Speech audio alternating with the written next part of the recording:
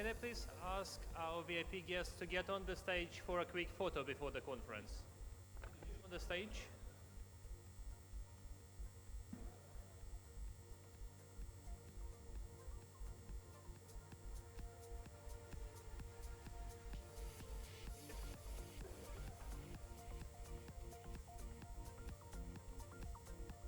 请前两排的嘉宾请上台合影。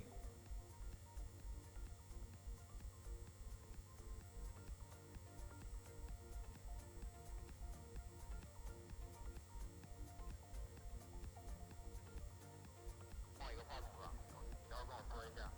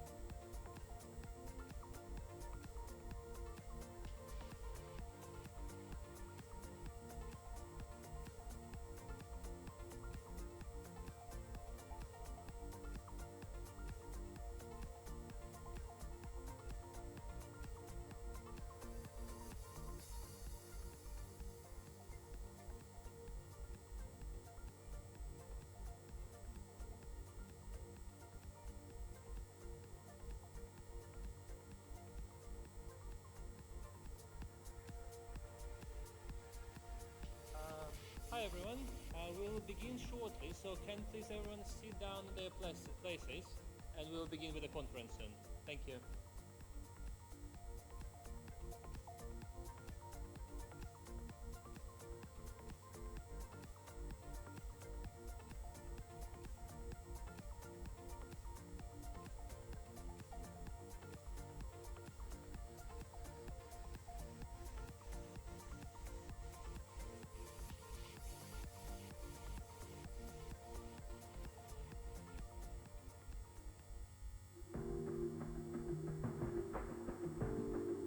The World Broadband Association proudly presents Broadband Development Congress Shanghai 2026.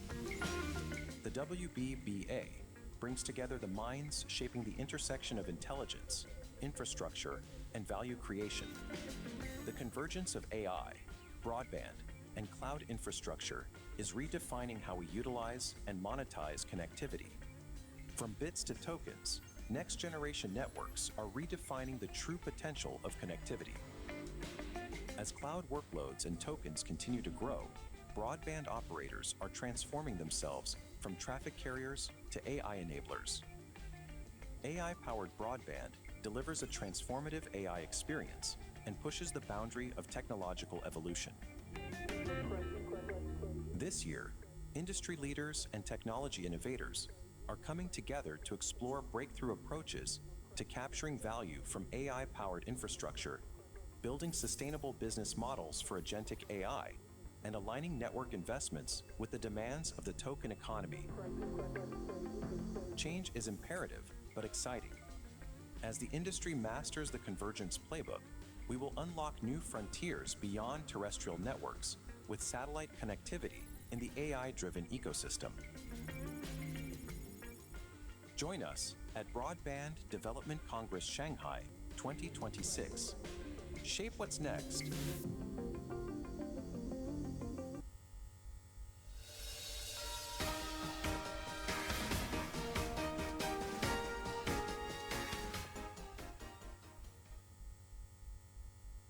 Your Excellencies, distinguished guests, ladies and gentlemen, good morning. Welcome to the WBBA Broadband Development Congress. I'm your host, Wang Ziyong, Vice President of China Telecom. It is such a great honor to have all of you here today. Today's event is recorded, and the playback video will be available on WBBA website. It is also set up with simultaneous interpretation. So before switching to Chinese, I would like to kindly remind you that you can switch between channels to choose the needed language. 尊敬的各位领导， Distinguished guests, ladies and gentlemen, good morning. Welcome to WBBA Congress today.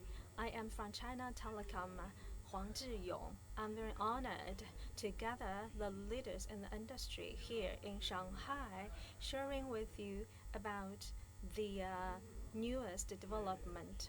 AI after the streaming machine, after electricity, and AI becomes a revolutionary technology that propel the economic development in the world.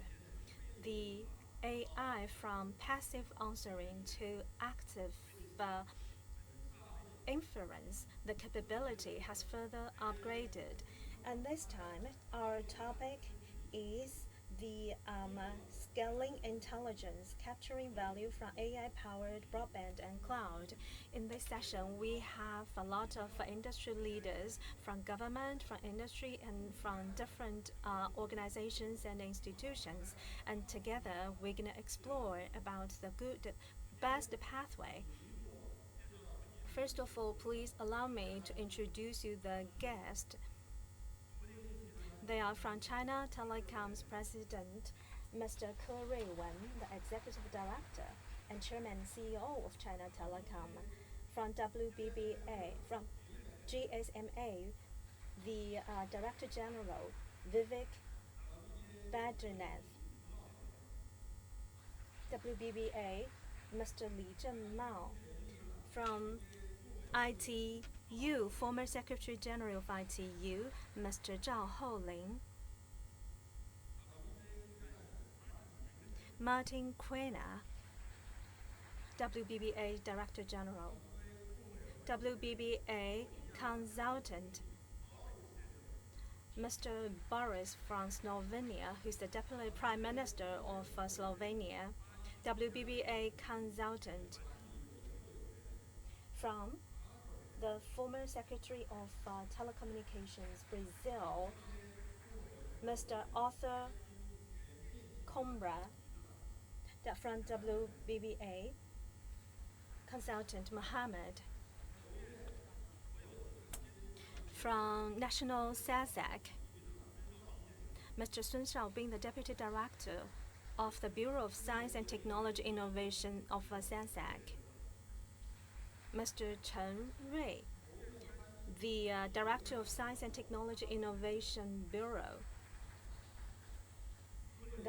from CAE, Mr. Zhang Ping, and Mr. Miao Shouye, the Senior Vice President from China Unicom, Shen Hongbong, CEO, from Shanghai Special Technologies, from Vodafone, the Asia Pacific, Middle East and India President, Mr. Bhupinder Singh, and Mr. Ronald Derenes, the Vice President from Telecom's Research, Omdia. And also today, we have a live stream session for this broadcasting, and then I would like to extend my warm welcome to all of you, to all the audience online and offline. So first of all, I would like to invite Mr. Ruiwen, the Executive Director, Chairman and CEO of China Telecom.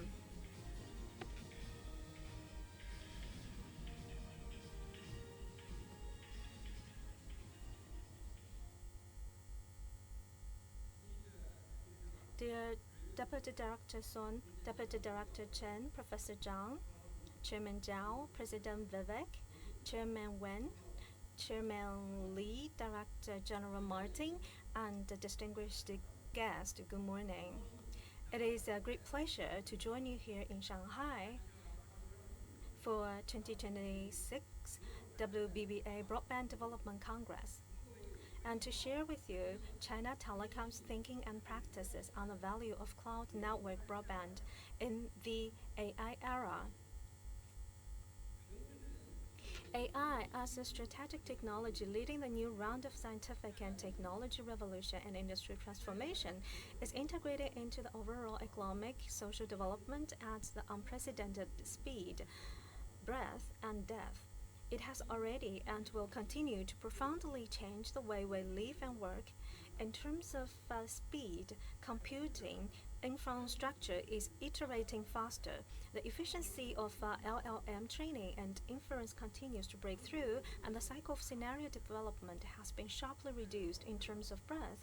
Application boundaries continue to expand. Industries are moving from plus AR to AI plus, and industry agents are emerging at an accelerating pace.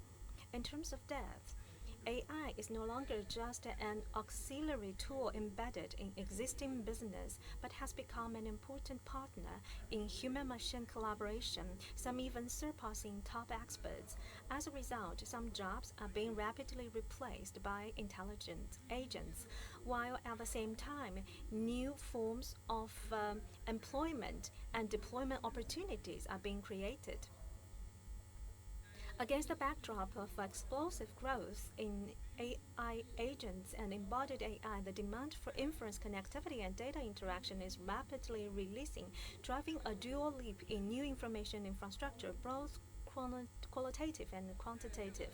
On the quantitative side, the number of communication nodes, traffic volume, and request frequency are growing exponentially. On the qualitative side, communication subjects are shifting from human-centric to human-machine collaborative symbiosis.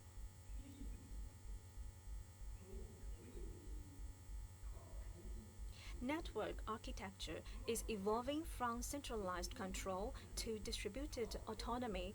Iteration methods are changing from analog digital analog conversation, the indirect interaction to digital direct interaction, and the communication paradigm is moving from connecting data to conveying intent. The presents both a new opportunity to shape the value of cloud network broadband and a new challenge to upgrade our capability system. And For those years we have exploring in relevant fields, we have 3 points to share. First, moving from traffic-based operations to token-based operations, the value creation of information services is opening up new growth space. Currently, AI is rapidly iterating and upgrading. New forms represented by intelligent agents and embodied AI are evolving from assistive tools to execution subjects, from capability invocation to task completion. Only if we can transfer token into the AI capability that users can perceive, use, and sustainably operate. So in essence, token-based operations are about providing AI services users and turning tokens into real productivity. So token is a very busy word. We see it's a buzzword, and the essence of token is about AI operation and capability. Provide AI application experience to the customer to bring them more values. That is the essence of token. Second, moving from connectivity-driven to intelligence-driven, consolidating the digital foundation for large-scale AI applications. So in the new era, we must accelerate the construction of digital information infrastructure that is adapted to this era, supporting the intelligent needs of thousands of industries from above. To promote token-based operations, we must innovate new paradigms for cloud network convergence and drive deep interweaving and coordinated synergy between new generation communication network and computing network. So it's not only about customer services, but also it's an all-rounded different prospects. Thirdly, moving from network security to system security, the digital security governance system is evolving towards full chain coordination. We're deeply aware that without security, there's no intelligence. Without intelligence, there's no security. Using AI to govern AI is becoming industry consensus. Security capabilities must be intrinsic, embedding trust throughout the entire process of access, data, models, and innovation. Only by building a manageable, controllable, and reliable security assurance system can we support the large-scale deployment of AI applications and ensure steady and long-term progress. Based on all those understandings, China Telecom has always been embracing AI, fully implementing the strategy of cloud reform, digital transformation, and intelligent benefits, and strengthening the Xirang #1 technology breakthroughs. We believe that a few years ago, we had Tianyun Cloud, from Tianyi Cloud to intelligent cloud. We mentioned that without AI, the cloud cannot be called a cloud. We must accelerate, upgrade the e-suffering cloud, and build an L-shaped capability layout and achieve serious breakthroughs in 5 major areas such as computing platform, data models, and applications. And first, strengthen and optimize LAS and PaaS to consolidate the cloud network convergence foundation for AI. So China Telecom has built a gigabit optical network with more than 10 million 10G PON ports. We have created industry's first cross-border hollow core fiber ultra-low latency transmission system. We are also building an intercomputing network centered on AIDC and lossless intra-computing network. In terms of computing power, we are building an efficient, green, and intelligent computing foundation with a total rack power scale exceeding 3.2 gigawatt and have built 10,000 card intelligent computing clusters in Beijing, Tianjin, Hebei region. And we have also the Xirang scheduling platform 2.0, achieving high-level heterogeneous computing interconnections and scheduling. We have independently developed the CT OS server operating system and TeleDB distributed database. And in terms of computing power, as we know that the end of bits is watts, the foundation of computing competition is competition in energy, efficiency, and green supply capability. So in Shanghai, we have built the world's first direct offshore wind-powered submarine data center where green electricity directly supplied by offshore with farms accounts for over 90% of total electricity consumption. Secondly, highlight an application-oriented approach and empower all industries in all-rounded way. In data layer, we have built high-quality data sets and trusted data circulation tool chains and are promoting the deep integration. In the model layer, we have independent developed the Xingchen large model system and the intelligent agent service platform. In the application layer, internally, we have comprehensively improved operational efficiency, reaching L4. Externally, we have a partner with many large enterprises to build AI plus applications, developed more than 110 industry-specific large models, and served over 37,000 industry customers. At the same time, we have created a series of intelligent products such as e-serving smart Green, e-serving smart bell, AI, cloud PC, and AI smartphone. Among them, the e-serving smart screen refines the traditional FTTR IPTV home service and serves as the unified home AI entry point. Thirdly, continuously strengthen security assurance capability and build a comprehensive AI protection system. We continue to upgrade the network attack protection platform, Cloud Shield, and security managed service platform, building an active defense system covering cloud network, edge, and terminal. Driven by the dual wheel of security for AI and AI for security, we have created industry-leading Jianwei security vertical large model and launched China's first carrier-grade intelligent agent security solutions, e-serving intelligent security. We have released China's first open-source basic security guardrail for large models and built the industry-leading security dataset, Jianmo data collection. We have a pioneer distributed cryptographic system integrating QKD and PQC, achieving the world's first quantum encrypted voice call over more than 1,000 kilometers. In the AI era, we have many opportunities, also bear a lot of mission. Together with the industry, WBBA's Vision 2030 clearly aims to build a first-class international industry organization and authoritative professional platform for intelligent cloud networks, providing multidimensional key decision-making support to governments and industry institutions around the world. We appreciate this vision and are willing to join hands with global ecosystem partners to move forward toward with shared momentum. In this regard, I would like to make 3 proposals. First, build a technology innovation platform to foster new growth drivers for intelligent cloud network industry, promote WBBA's evolution toward an AI-native industry organization. Around core directions such as intelligent agents, embodied AI, we can jointly establish innovation laboratories, build test and verification environments, and implement full-stack technology verification and industry demonstration projects. Secondly, build an industry cooperation platform and use standard system to lead high-quality industry development. Rely on a complete intelligent cloud standard system to drive upgrade across the entire industry chain. Explore diversified collaborative cooperation models, pool global industry resources, and release industry research reports, share outstanding benchmark practice, and create cross-industry integrated demonstration scenarios.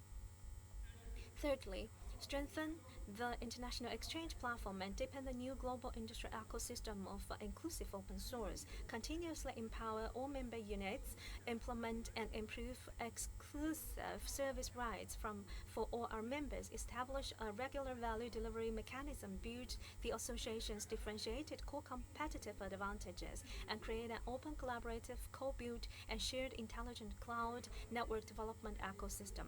As a co-founding member of WBBA, China Telecom will always fully support and deeply participate in all aspects of the association.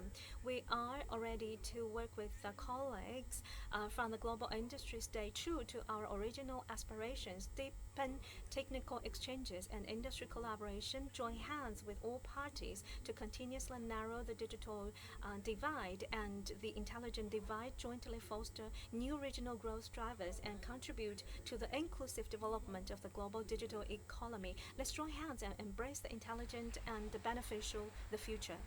Thank you.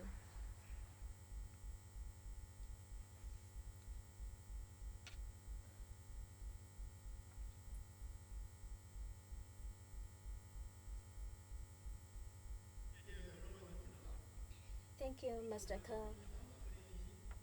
So, President Ke has shared with us the vision of China Telecom about cloud, broadband, and the AI-powered values and the current development in China Telecom. And he also gave us proposals on how we can deepen the cooperation to drive forward the industry development. Thank you very much. So next, I would like to give the floor to Mr. Vivek Badrinath, the Director General from GSMA. Let's welcome.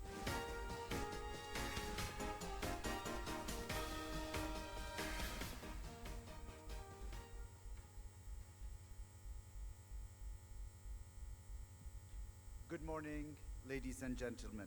It's an honor to be here today, and thank you for your welcome. And at the same time, I welcome you warmly and hope you are having a productive MWC Shanghai. For decades, the telecoms industry was defined by the basic mission to connect people, to connect businesses, then to connect industries. But today, something fundamental has changed. We have entered what we call the IQ era. Here, connectivity, both mobile and broadband, is not just about moving data around anymore.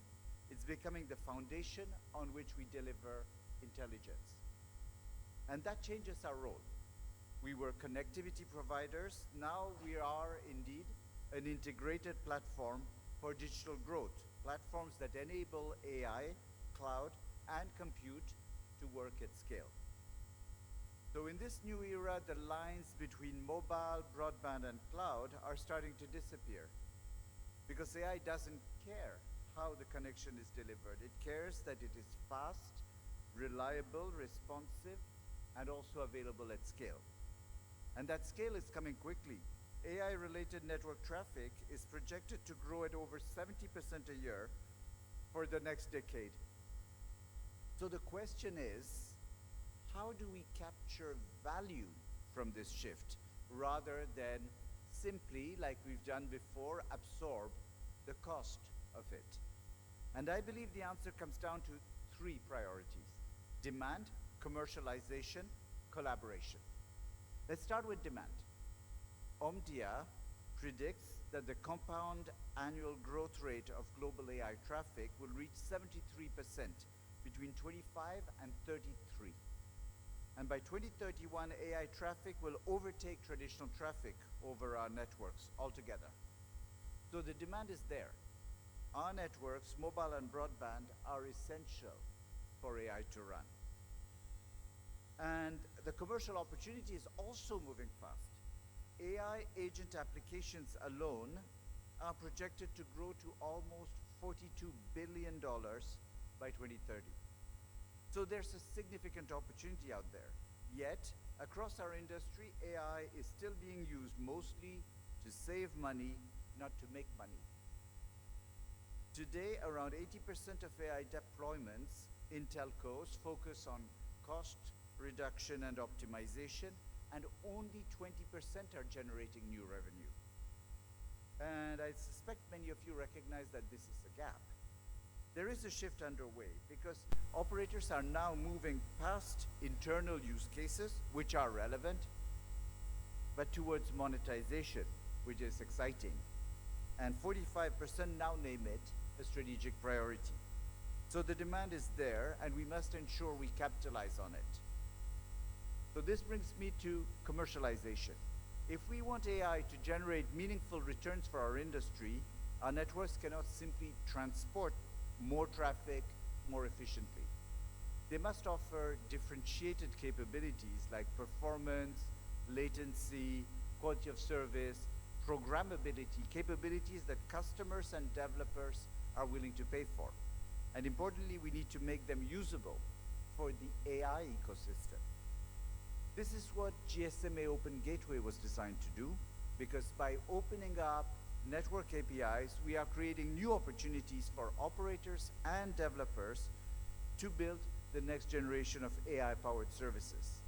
This isn't just a mobile idea.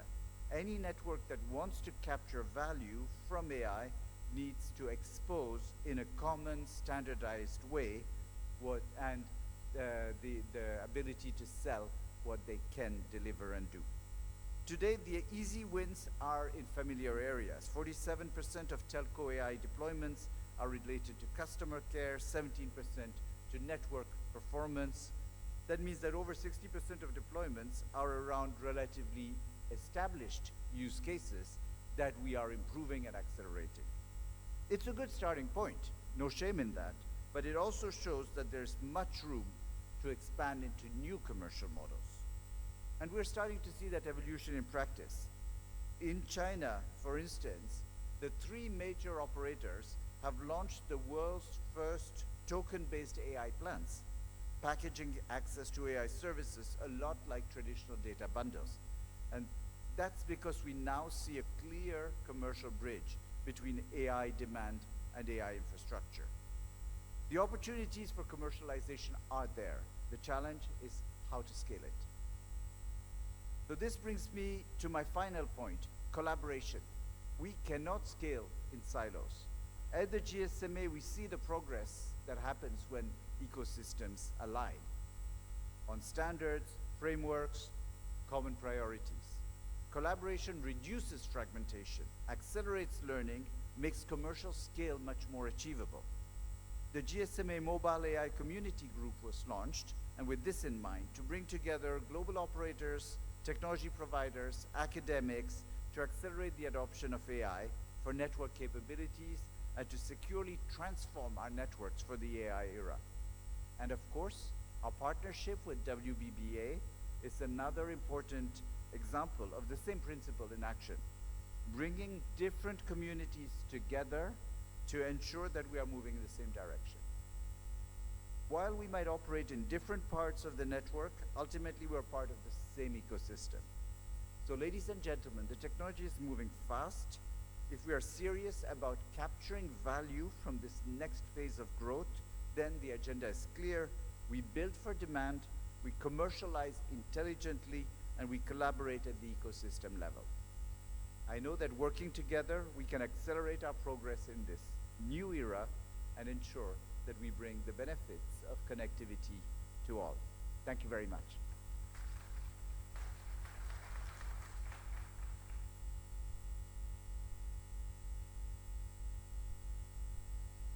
Vivek 先生 WBBA Thank you, Mr. Vivek. Badrinath, and GSMA and WBBA will deepen our cooperation to boost the AI and digital development in the world. Next, I would like to give the floor to Mr. Arthur Coimbra, the former Secretary of Telecommunications Brazil. Now let's welcome.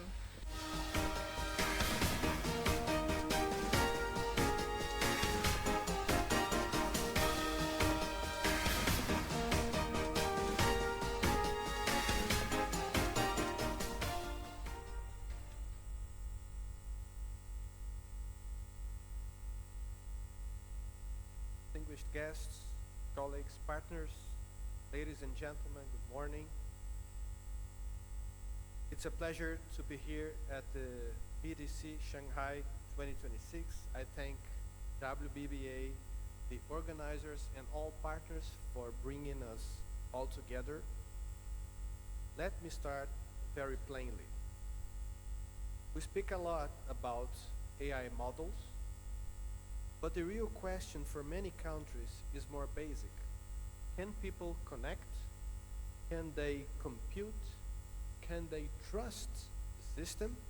And can they build something of their own? So we see that AI needs a strong digital base, and also it increases the cost of not having connectivity. So being unconnected is getting more and more costly. So there are 4 trends that I would like to share with you all, and that I believe deserve our attention. So the first one is that AI will help operate the network itself, meaning planning the network, regular maintenance, energy consumption, customer service. That means that the network will be able to serve more people with more quality and with less cost. So the second trend is that smaller, local, and more specialized AI will be enough for most cases.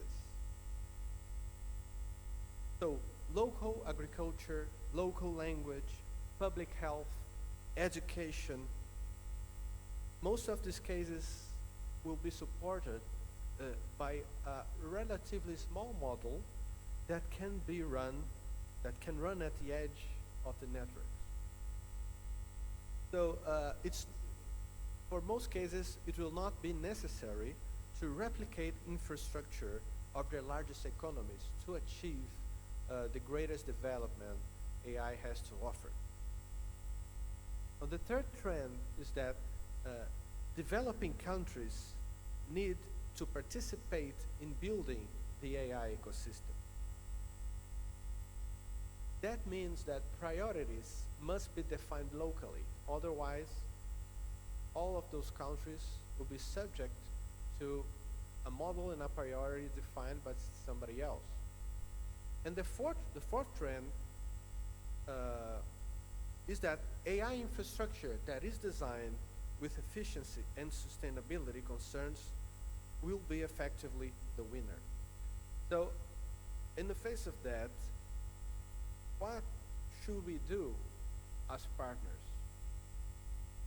Well, first, we should create an AI for broadband agenda. That means show how AI can improve network and services. Secondly, we should help countries to create an AI readiness roadmap. That means identifying all the gaps that needs to be filled to achieve an AI ecosystem that is well developed. Third, we should define benchmarks for an AI-ready broadband, meaning what technical requirement should be achieved so that the network, the broadband network, is ready for AI. Fourth, of course, invest in training, invest in people, but not only in engineers training, also regulators, teachers, doctors, entrepreneurs, and people in general. Fifth, promote regulation that builds trust without freezing innovation. Sometimes we can see one country or the other overstep with regulation. Of course, regulation is important, but we have to bear in mind that more important than regulation is having the ability to deliver the value that AI brings. And six, we should measure the success of AI application by inclusion, not only by measuring how many unicorns or large platforms we have achieved. So ladies and gentlemen, the challenge is not only to connect the AI economy, but shape it, and that requires partnership. And WBBA can play a decisive role in that, connecting the right actors, sharing practical experiences, promoting standards, and supporting investment. With this, the next phase of digital development will become not only faster, but also fairer. Thank you very much.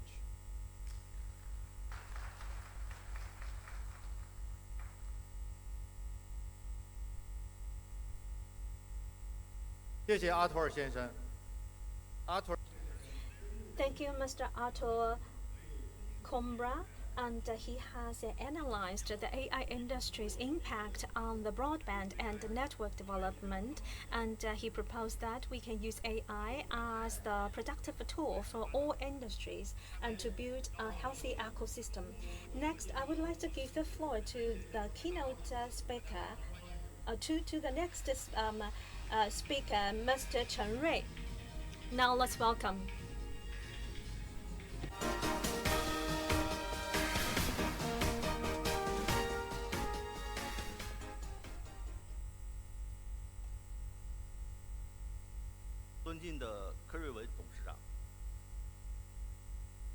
林秘书长、李正茂主席、各位来宾、WBBA 会员代表、产业与科技界的各位同仁，大家上午好。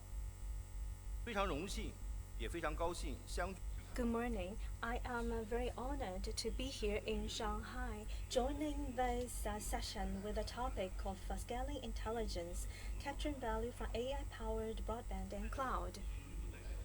So, on behalf of CAE and also the China Technology Association, I would like to extend my congratulations to this session, and also I would like to thank all of you for your support in the industry.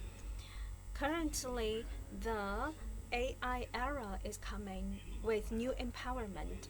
The cloud and broadband is the foundation as a computing power to carry intelligence interactions, and China now has built the pioneering dual gigabytes network 5G infrastructure, 5G scalable grounding projects, 6G pioneering projects with computing capability and optical intelligence, all technology in one platform.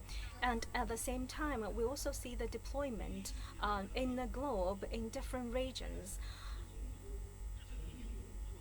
Those countries have accelerated the layout of 10 gigabits broadband, but we see a lot of challenges like the limited business model. We see a lot of innovation demand in this development. So as a professional platform, the China Technology Communication Center, for a long term, we have devoted ourselves in building a platform for technology talents as a bridge, pushing forward the development of AI and telecommunications. WBA has gathered all the resources in one place, connecting different carriers, service providers, and research institutions.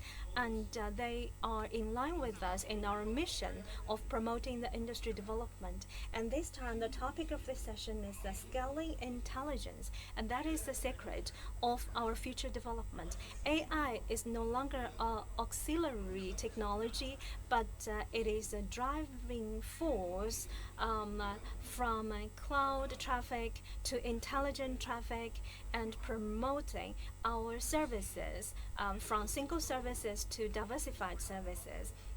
So we have the same direction, so please allow us to raise 3 suggestions or proposals. The first is we should work together to tackle key scientific and technological problems and open up the value transformation channel for cloud network, and jointly tackle key technology issues such as AI network models. We should rely on AI to optimize network and reduce infrastructure cost, so that the technology innovation can be transformed into driving force in industry. And the second, we need to deepen the international cooperation, and we need to utilize the resources of our WBBA and other international platform and institutions. We need to have exchange projects and to share our best practices in AI applications. And the best stories also need to be introduced into China so that we can close the gap and make the cloud and broadband development universal. And thirdly, build an open ecosystem, promoting the sustainable business model, promoting carriers and technology company institutions collaboration, and we need to work on the technology innovation, and so that we can build a secure and trustworthy broadband and cloud ecosystem. Shanghai has always been a highland of digital industry, and this time we have built a communication platform for industrial professionals. So this time I hope we can use this session, this opportunity, to deepen our AI and cloud broadband innovation and cooperation, so that we can bring new value to the industry, and also for a better and higher quality development in the industry. Lastly, I wish a great success to this session, and I wish a great life and healthy life for every one of you. Thank you.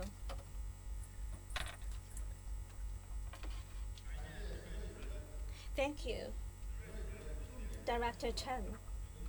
He has deeply analyzed about the core value of the integrated development of broadband and cloud, and the core value we can get from the partnership, and how we can make this, we can deepen the cooperation. So with that being said, we'd like to close the welcome remarks session. And next, I would like to start the keynote speech session. Now, let's welcome the MC, Mr. Roland.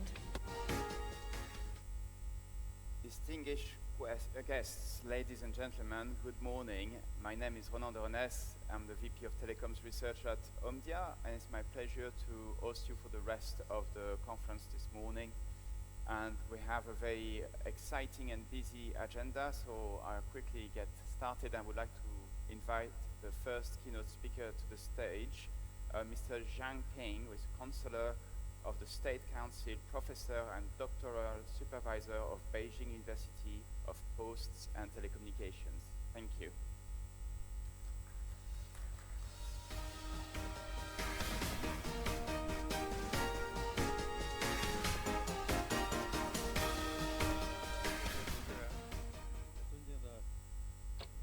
Distinguished Chairman Ke, distinguished executives, it is a great pleasure to be invited to this meeting. So today, my talk about is the AI-driven cloud technology upgrade and value upgrade. So there are several perspectives. First is the architectures. First, we know that from the cloud network, the idea has been proposed. It has been 20 years. Cloud computing has becoming more and more thriving and now entering a new prosperity stage. So there are different stages. First is the virtualization, which is 1.0. Second is the cloud native, which is 2.0. Now is the AI or intelligent era, which is the 3.0. So this has produced new needs for the industries and the markets. According to the statistics in 2020-25, cloud computing in China has achieved more than 1 trillion. So the LLM and application of AI, those are the cutting-edge technologies are translating into new values, and also it has disrupted the supply and demand equilibrium, which generated a new wave of growth. However, the challenge is the shortage of computation power, the efficiency of the computation efficiency, the cloud fusion and the native fusion, and also the further demand for more computation and technology. And for the intelligent cloud, it is already a trend. There are several features. First, the super large scale, AI native and low carbon and environmental friendly. So we can see that for this intelligent computation power, now it is more than 15,900 e-flows. So actually we have there's 42 industrial clusters that has more than 10,000 capacities. And also we have a systematic upgrade and transformation into the super large scale to the AI native and environmental friendly framework. At the same time, for the stack computation, because there's a large big data centers and big computation centers, those are the examples. It has been transformed into a large-scale clustered computation because of the fast development of networks. The computation can be further distributed in China. So for next gen, when we have more parameters, and this computation will be growing from 1,000 to 10,000, and this super large-scale cloud platform will further support AI. It will be the major critical resources. So the scaling up is the super node. this is a feature in the future. That's the horizontal or vertical one. For the horizontal one, we need to compete for token. I think the previous leaders have already mentioned this. So now let's talk about the AI-driven cloud network. What is the technology foundation? So the first one is the operators. They are transforming from a volume or traffic pipeline to the intelligent capacity, because operators have this bottleneck of operating traffics or compete for traffics. So they have to transform to a restructured capacity-oriented value proposition. They need to find this new value proposition, use AI to empower themselves to intelligently operate the network so the infrastructure will be personalized and new offer. This is a new value proposition for the operators. Among this, token will be an important asset. But how do you use that? How do you price on tokens? How do you quantify tokens? So those are very important topics that we need to study. So those are the underlying logics. So this is also bottlenecks for operators to break through, to scale up. And we can see there are three representatives. First is the Chinese telecom operators. The pathway is the full stack in-house R&D, the combination of fusion of cloud and computation. They also have the full domain computation foundation. So they get the premium of the intelligent computation and AI. The US and Europe have their own features. I will skip those details in the interest of time. So this cloud network revolution, it is now becoming AI native, right? So first is the coordination between the cloud and the network. Second is the fusion of the cloud and the network. Thirdly is the AI native, because AI will be at the very core to drive the network resources for the resource allocation and dispersion. So with algorithm, it has the self-evolution features. The key drive is the AI application will reversely force the networks to be upgraded. In the past, the operators' challenge is they use the static operation model to tackle with the dynamic challenges, which are often failures. So to tackle with those challenges in US, Europe, and China, we have different pathways to tackle those challenges. The core value of AI is to build a dynamic closed loop reflection to break through this static situation.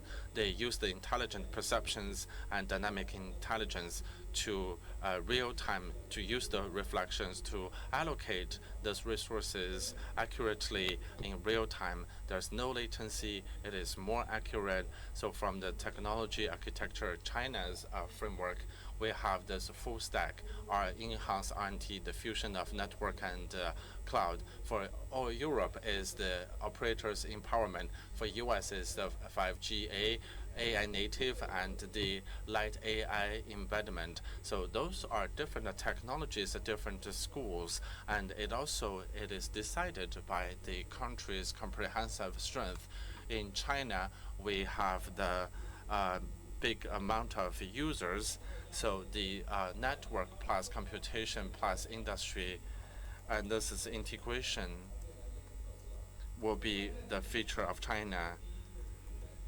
So AI native microservice will be the future trend, and also the coordination of multi-agent and the digital twin, and then the full domain API, open technology. So those are the trends that we're working for. So those are the three representatives for China on the first line. So we have the fusion or integrated platforms for the study of the cloud and network. So we can allocate in a centralized manner to allocate those full domains resources to maximize the efficiency of the network to improve agility. In Europe, it is the for Vodafone, Orange, and Deutsche Telecom. This is empowered by the operators. They use the operators' capabilities to use the big data and AI to coordinate and optimize the real-time resource allocation. So this is also about efficiency. For US, it is the commercial value proposition. For AT&T, Verizon, they use this light gate. They use the budget card to use the precise calculation, to use the commercial value to agilely and quickly translate those capabilities into commercial values to realize the industrial transformation. So those are the three different paradigms. We have the different technologies. First is the vertical package. So we can see China Telecom, China Unicom, and China Mobile. So they use their in-house computation power, network, and AI to get the premium of their package consultancy fee and also the usage fee of their computation power. So their clients are the SOEs in China, intelligent manufacturing, low altitude economy, and intelligent cities. So those are some. I think token is also involved. The tokenized smart connectivity, I think the previous leaders have also mentioned this, and this is a big trend for all of us. The tokenized economy is also the future trend, and also AI. This is proposed by Verizon. It is an AI responsible allocation. So these are four pathways to translate this into commercial values.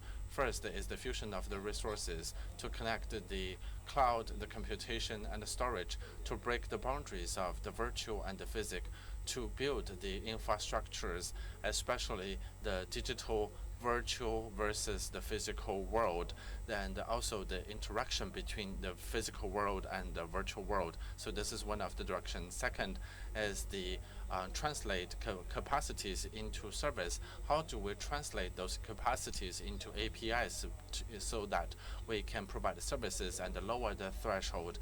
Thirdly, scenario-based industries services. For example, the smart driving, smart manufacturing, we can produce customized solutions to empower the bricks and mortar economy. So this is one of the features of China. When we build the digital world in China, we've done a lot of AI research. However, one of the ultimate direction is always to serve the real economy, the bricks and mortar economy, especially the manufacturing economy. The network providers want to make our contribution. Number four is the quantifiable values. So we could use the input and output quantifying model to evaluate the value. So my team is working on the AI, right? So in the past, the billion for AI is we used to eliminate those uncertainties, but in the future, we are eliminating the uncertainty of the aggregation. So as a result, in the future, we need to have a scientific rationale for AI service billing. So in the past, we charge by bytes, right? But in the future, what do we charge the customers? What is the ground for you to bill your customers when you provide the AI service? Well, if we can solve this question, then a lot of commercial models then will be given birth to. So for example, the intelligent driving, intelligent manufacturing, those are some key areas that we need to work on. My team is working with the China Telecom on the intelligent underlayer. For example, for the high altitude satellite, because it is far away from the Earth, it needs large power for transmission, and also it needs amplification. So we use the different communication model, semantic communication based on the computation power, and the computation power can be converted into amplification. So that means our computation power can benefit the whole system. So these are some benefits. So those are some comparisons. So for example, the traditional H264. So these are the black and white, and it cannot be transmitted in high quality, but with our technology empowerment, the result is much better. So let's talk about my view. First, cloud plus AI's deep fusion will further being upgraded to an intelligent, more industrial-based and ecosystem-based. For example, the AI will be further embedded in the future. In the future, the AI will be combined with the network and also empower each other. So AI can empower us and what we can do for AI. So this will be a two-way street. So it's not just we utilize AI to accomplish certain tasks. Then there are some tasks that cannot be achieved by AI. Now we can do that. Second is the foundation integration for AI and cloud, especially for security. We need to be more proactive, especially self-adaptation, and also we need to improve our capacity. eSIM is one of the technology, and also the cloud industry's universal application and larger scale application. For the industry, the big problem is that it's not like a people, we have a large population base. It is easy to achieve the large scale. If you satisfy one individual's need, you are looking at 1.4 billion. But for the cloud industry, if you cater to one company's need, it does not mean you can cater to every company in the country.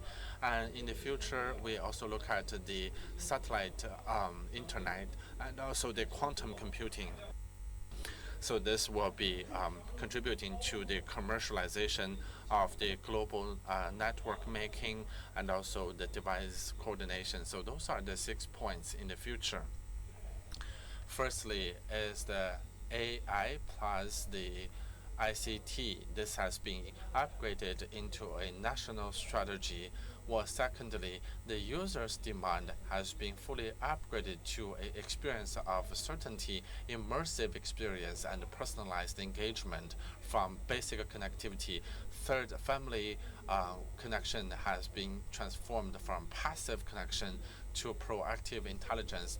Number 4, the broadband has been built, the native intelligence. The network needs to look, search, think, make decisions, and defend itself. Number 5, the service model has been selling broadband to selling capacities. This is a key value proposition. Number 6, we need to anchor the 6G, especially the agent communication network, to make the foundation for the future. Thank you.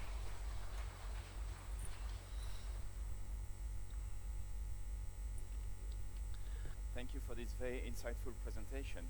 Now I would like to introduce to the stage Mr. Miao Xiaoye, Senior Vice President at China Unicom. Thank you.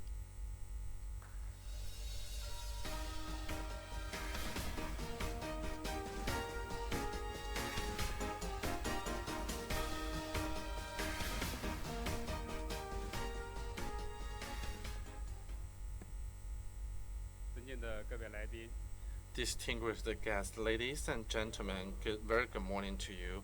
And this is a great pleasure for me to attend this WBBA in 2026 together with other friends here to discuss the future of the broadband networks and to develop and discuss the AI and broadband topics. On behalf of China Unicom, I would like to congratulate on the convening of the WBBA. We would like to extend our heartfelt thanks to all the friends and leaders who supported China Unicom. Today, my topic is from bandwidth-centric to value-led AI-driven broadband value leap.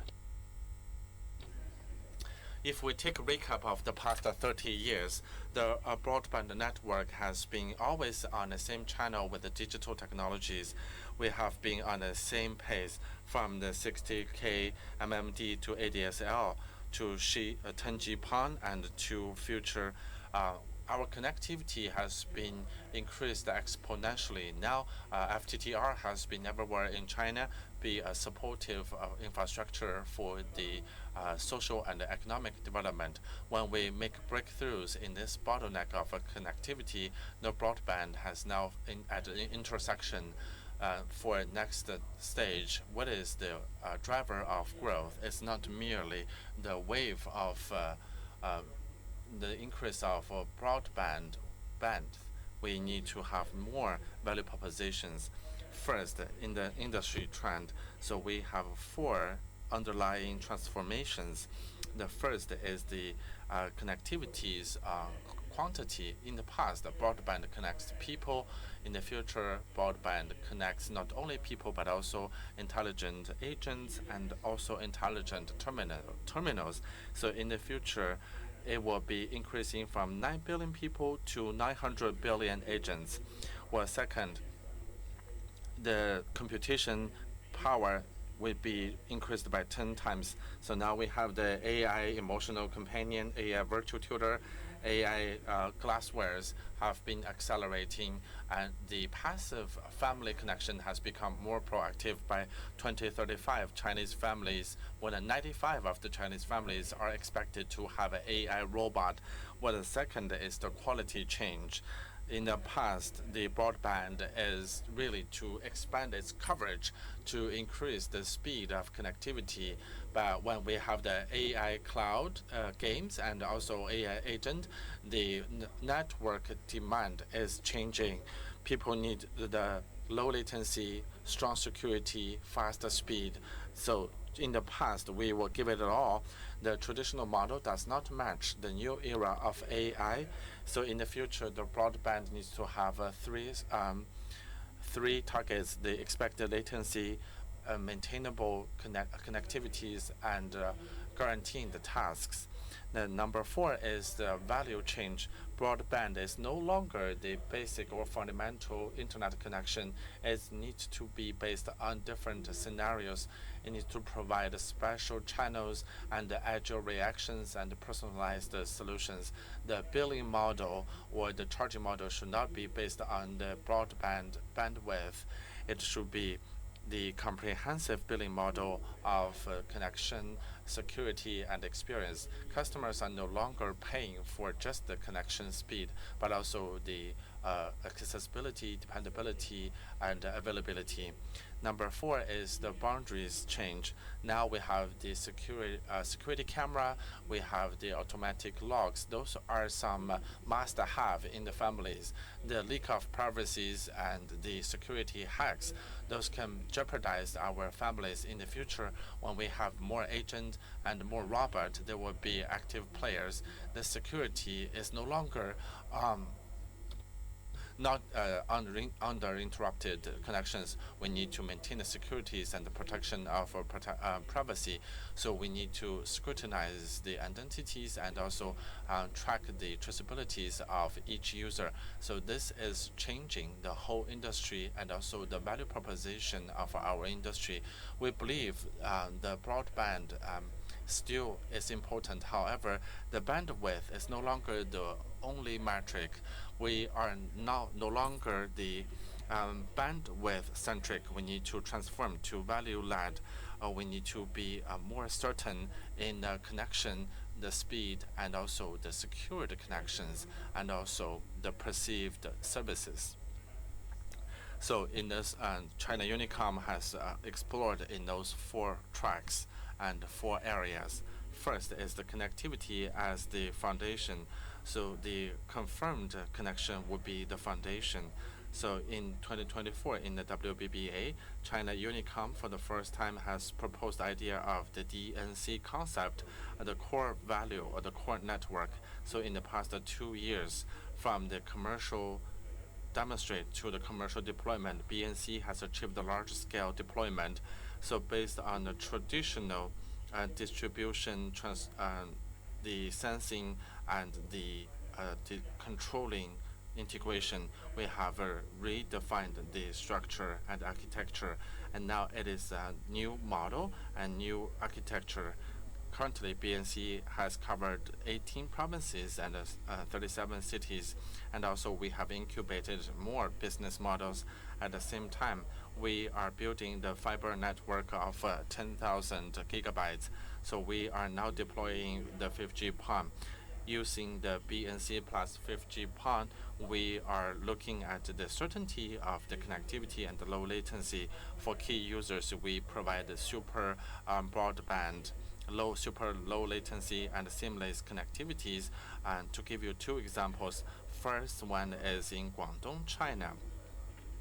Based on this scenario, we have launched for the first time fixed and mobile convergence and private mobile network.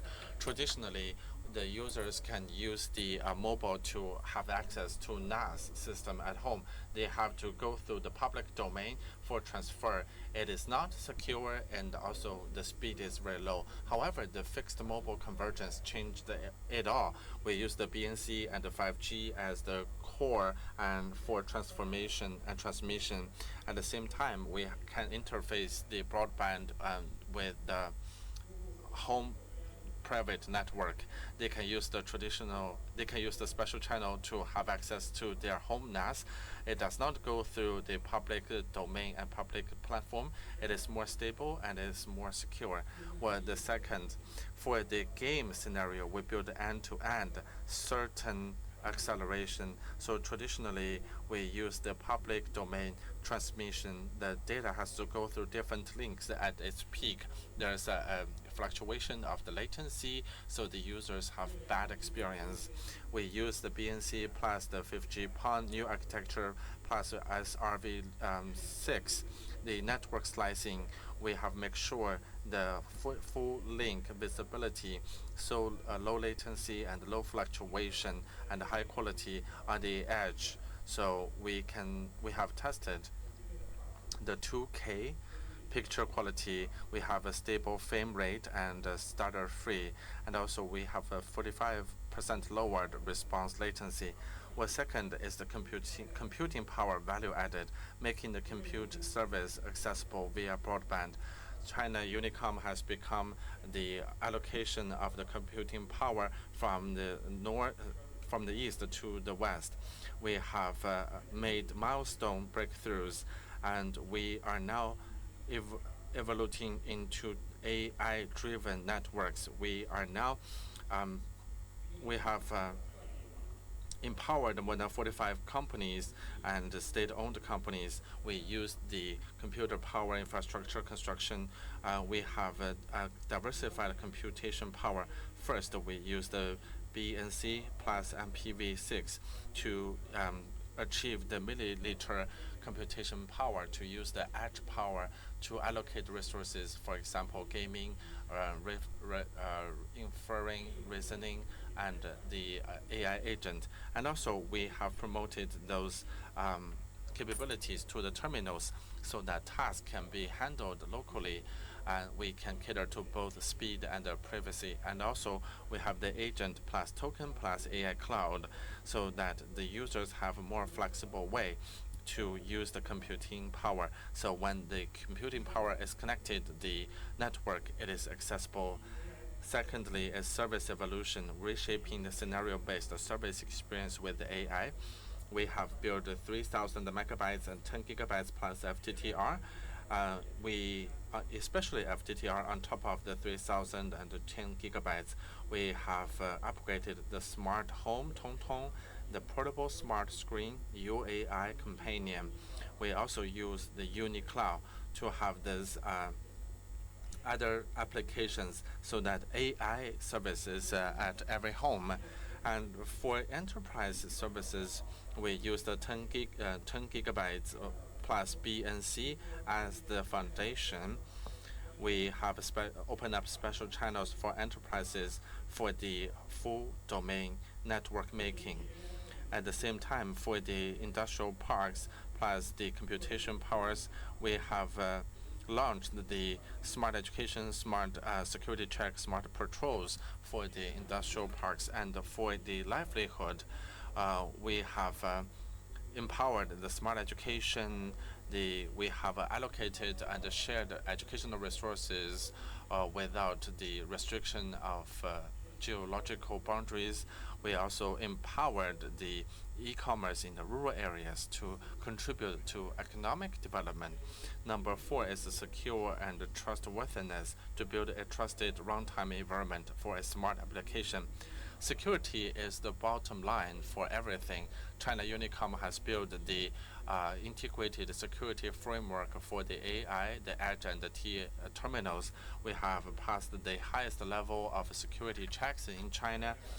In terms of the architecture, the BNC, we have the inherent security capabilities to ensure the always-on connectivity.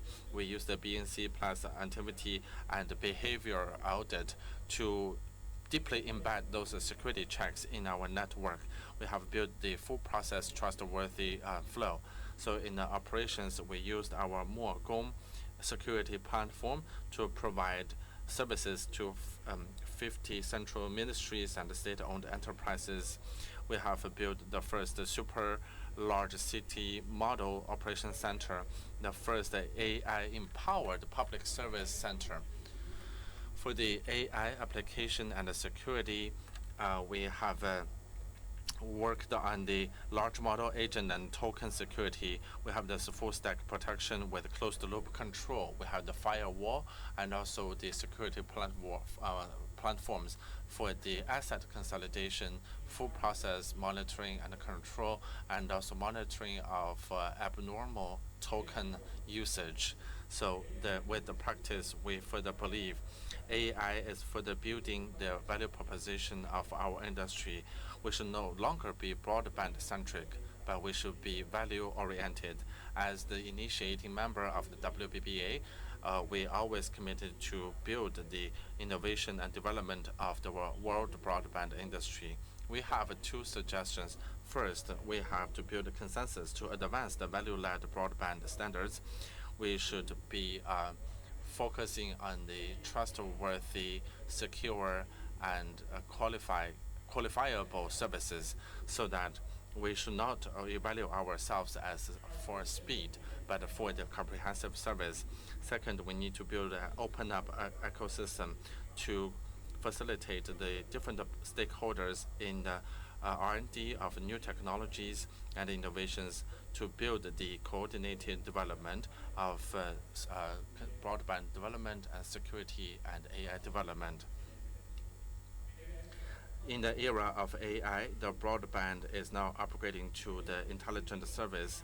We are the backbone of digital economy. China Unicom is willing to work with all the stakeholders to co-build and share the benefit. We want to build the broadband standards and also deepen the collaboration to forge an open, synergistic, intelligent cloud ecosystem so that we have a new chapter for the broadband industry, which is more intelligent and more smart. Thank you.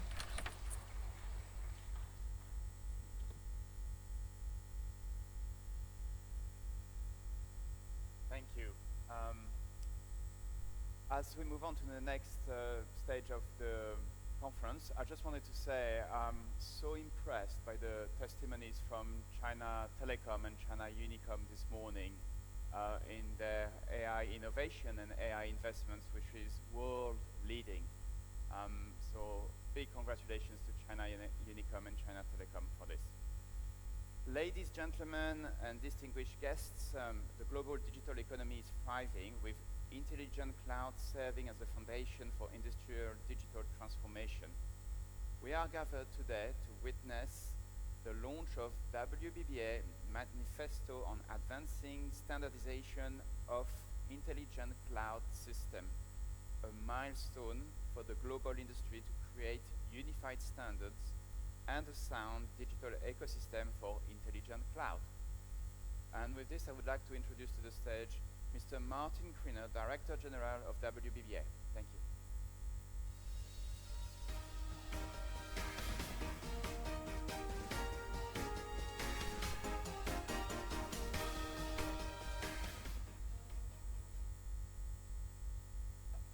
Good morning, everyone, and many thanks for being here and the opening presentations have been a reinforcement of why we are launching this manifesto.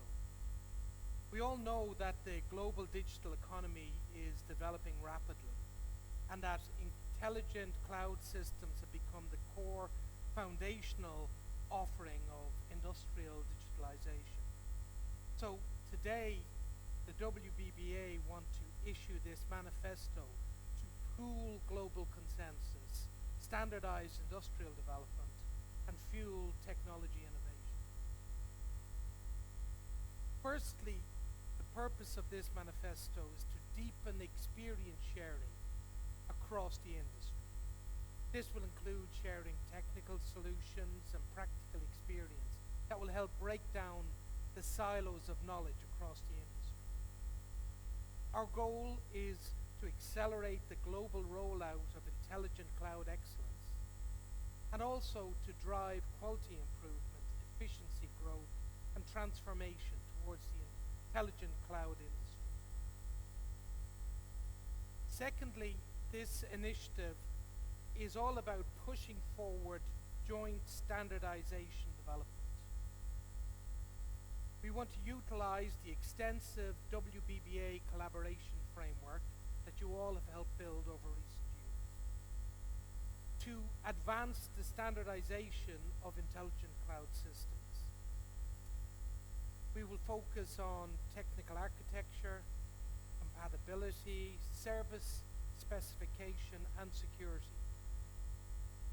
But we will also build a unified, open, and efficient interconnected standard systems that steers the industry towards standardization and systematic collaborative development.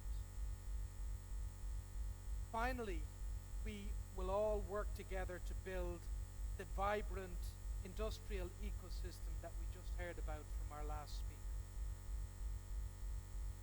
Following this global trend of digital and intelligent transformation, we will connect the industrial value chain, covering R&D, standard implementation, and scenario application. What we aim to do is create an open, inclusive, and win-win ecosystem to make intelligent cloud technologies not just benefit telecommunications operators, but to benefit all sectors. Of course, as with everything that we do within the WBBA, we will maintain our philosophy and approach of openness, inclusiveness, and win-win cooperation. And we will work with all partners, both in the communications industry and in the adjacent industry, to press ahead with standardization work for intelligent cloud systems. With standard leading innovation and rules underpinning development and ecosystems driving widespread adoption, we will scale this up and scale up the high quality application of intelligent cloud and boost the sustained prosperity of the global digital economy. So thank you very much for your attention to this, and I think now we are going to invite some of our leading colleagues to the stage in order to launch this very important initiative. Thank you, Martin. And yes, as the podiums are there, so to fully implement, as Martin said, the spirit of this manifesto, all participating parties will give full play of their respective strengths and carry out in-depth cooperation, technical research, standard verification, and scenario pilot project. Now, as Martin is already here, I'll ask for the representatives of all releasing parties to the stage for this memorable moment. Please welcome Mr. Xiao Xinhua, Chief Engineer of China Telecom Group, Mr. Wen Qiu, Chairman of the CCSA, Mr. Liu Zhiyang, Chair of the Executive Committee at WBBA, Mr. Liu Hongtao, Deputy General Manager, Construction and Development Department, China Unicom. You can make your way to the stage as I announce your name if you would like. Mr. Ed Tiedemann, Senior Vice President of Qualcomm, Mr. Li Ming, President of Optical Network Product Line, Fiber Home Telecommunication Technologies, and Mr. Zhang Xin, VP of YOFC, and Mr. Wang Chao, CMO, Ruiwen Tech China, and finally, Mr. Yu Xiaohan, Chief Strategy Officer of NewSoft Group. Thank you.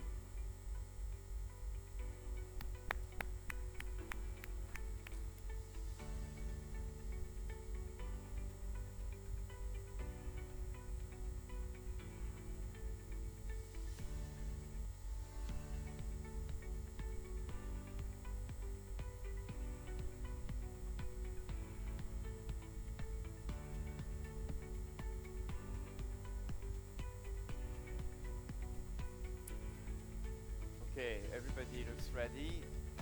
On 3, 2, 1, let's initiate the launch of the Manifesto. Start the video.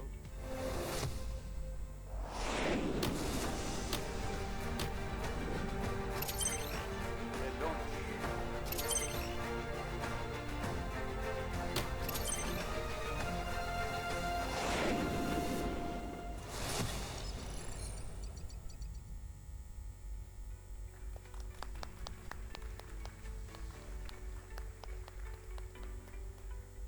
Please stay in position for a picture.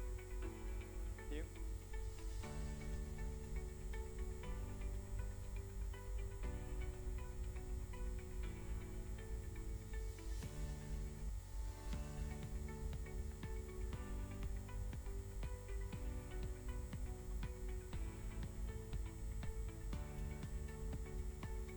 Okay.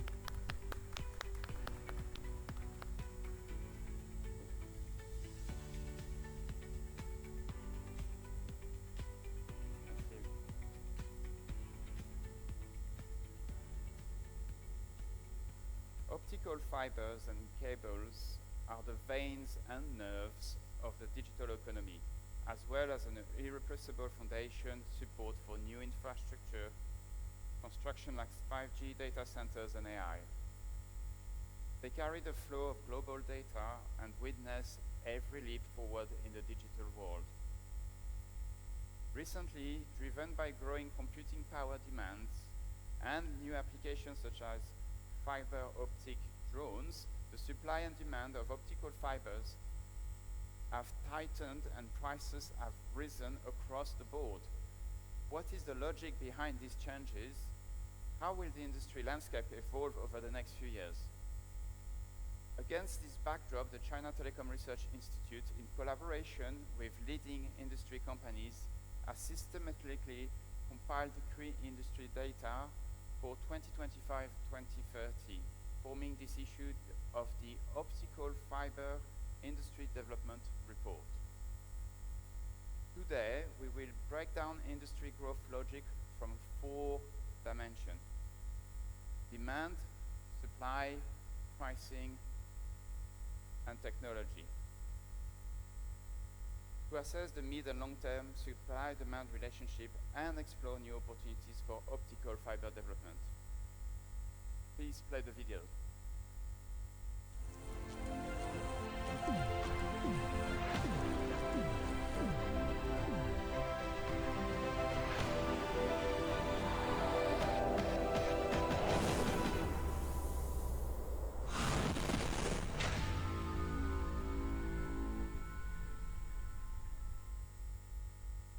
We hope today's sharing will provide you with valuable insights.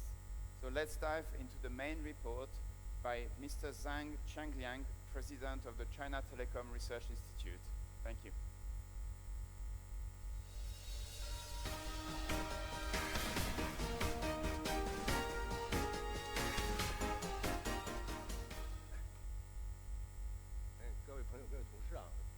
Distinguished guests, ladies and gentlemen, I would like to briefly interpret this report. Well, as a foundation, the optical fibers development in the past has gone through some prices change. And then 5G I2, we have different kinds of fibers. 657, 654. So this type has a particularly good bending resistance, and it's mainly used in dorms and computing centers. And the most frequently used 652D fiber cost has gone by 4 times. So, and other fibers price increased by 60%. So there are 2 driving forces for this demand. One demand is from the computing centers like Huawei computing center. We know that 384 supernodes are there in that center, and the demand increased by 80%. And the second driving force is from drones applications. Of course, there are reasons such as war and regional conflicts. So the UAV and together with computing center are the 2 driving forces, accounting for the total incremental of 20%.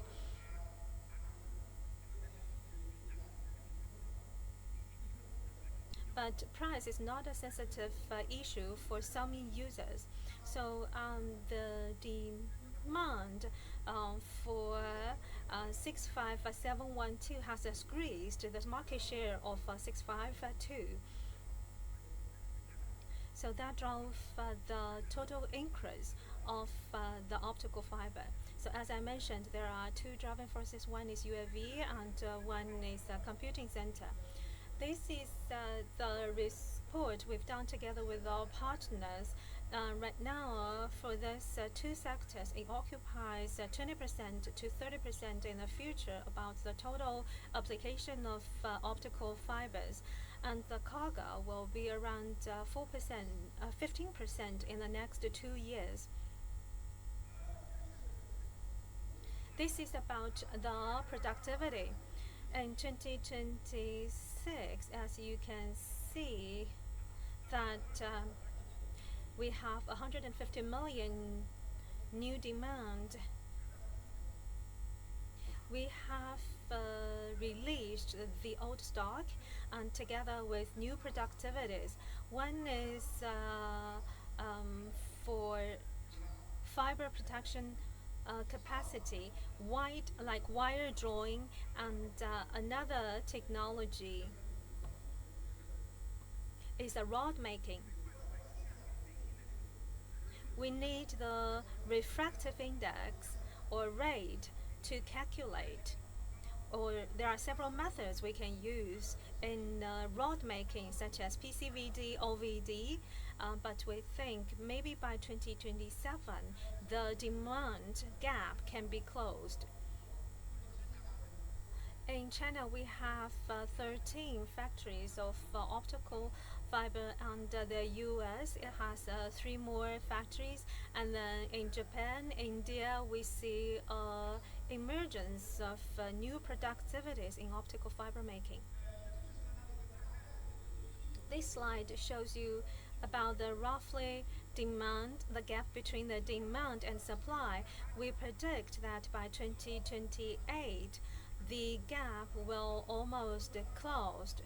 So from 2026 to 2028, the demand is still high. That means the supply is still in shortage. But after 2028, things will be balanced. Based on the new era of AI, AI's development is a certainty, but the UAV is of uncertainty. Well, optical fiber technology is something new with great development in recent 2 years. We mostly mentioned about the hollow core fiber. Original optical fiber is solid, which leads to total reflection through the difference in refractive rate. So the hollow core fiber can solve a lot of pain points, so that the loss of those new type fiber is less. Conventional fiber or the new type of fiber has better quality in loss. So, and in has a vacuum. The transmission is done in the vacuum, so that the speed is higher than conventional fibers. It is not sensitive to non-linear and dispersion. We have been using the solid fiber for more than 70 years, and in the future, the hollow core will be used mostly. And China Telecom, we have established 100 kilometers hollow fiber projects in the southern part of China, and we have run this project for 1.2 T already. And I believe this special line cost is comparatively higher than other projects. And the second type of fiber is multiple core fiber, and this is mainly for computing centers with which has very limited space, so that we make several cores into one fiber. And this is also used commonly, mostly in submarine cables. So this multiple core fibers is of the future trend too, together with hollow core fiber. So we predict that because of the AIDC and the UAV market increase, we predict that the CAGR for the optical fiber in the future is around 15%, and the total productivity of China will occupy 60% of that of the whole world. So, and also we think the price will achieve a kind of a balance in the coming future. And then optical fiber is the foundation for broadband and cloud development. So the trend for future, one is hollow core, another one is multiple core. So this is a report jointly released by Jiangsu Hengtong and China Telecom. And so I really recommend you to download the report for further details. Thank you. Thank Liang for this overview of the report. So thank you all for listening. Today we went through the optical fiber and cable industry from our perspectives of demand, supply, pricing, and technology, systematically outlining the current state of our industry, providing some projections for its future development. Now, with the digital economy, as it continues to accelerate, as the underlying transmission foundation, the value and strategic significance of optical fibers are being redefined. We hope this report can serve as a useful reference for strategic planning, investment decisions, and industry assessments. Moving forward, we will keep a close watch on industry developments, and we sincerely welcome everyone to engage and exchange ideas with us. Thank you. And with this, we move on to the next phase of this of the conference and the next few keynotes. And let's start with the first one. So I'd like to introduce to the stage Mr. Shen Hongbo, who is the CEO of Shanghai Space Sail Technologies. Thank you.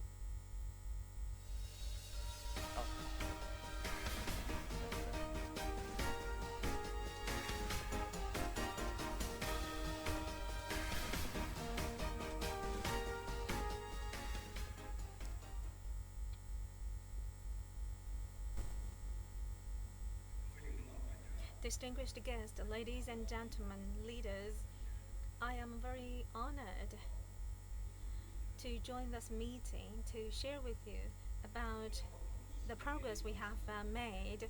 So my topic is scaling intelligence and toward intelligence within the next generation spatial intelligence infrastructure.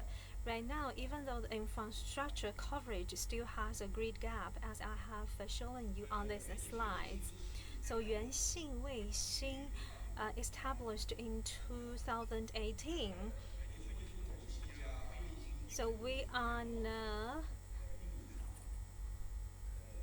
satellite, LEO satellite internet operator. So LEO at the LEO level, covering 200 kilometers to 2,000 kilometers, and from end to end land coverage network, and also provide services on comprehensive systems, and including telecommunication services to our customers and international business and services. Commercialization, marketization are our features. Right now, we're running global top of number 4 and the biggest one domestically, LEO level platforms.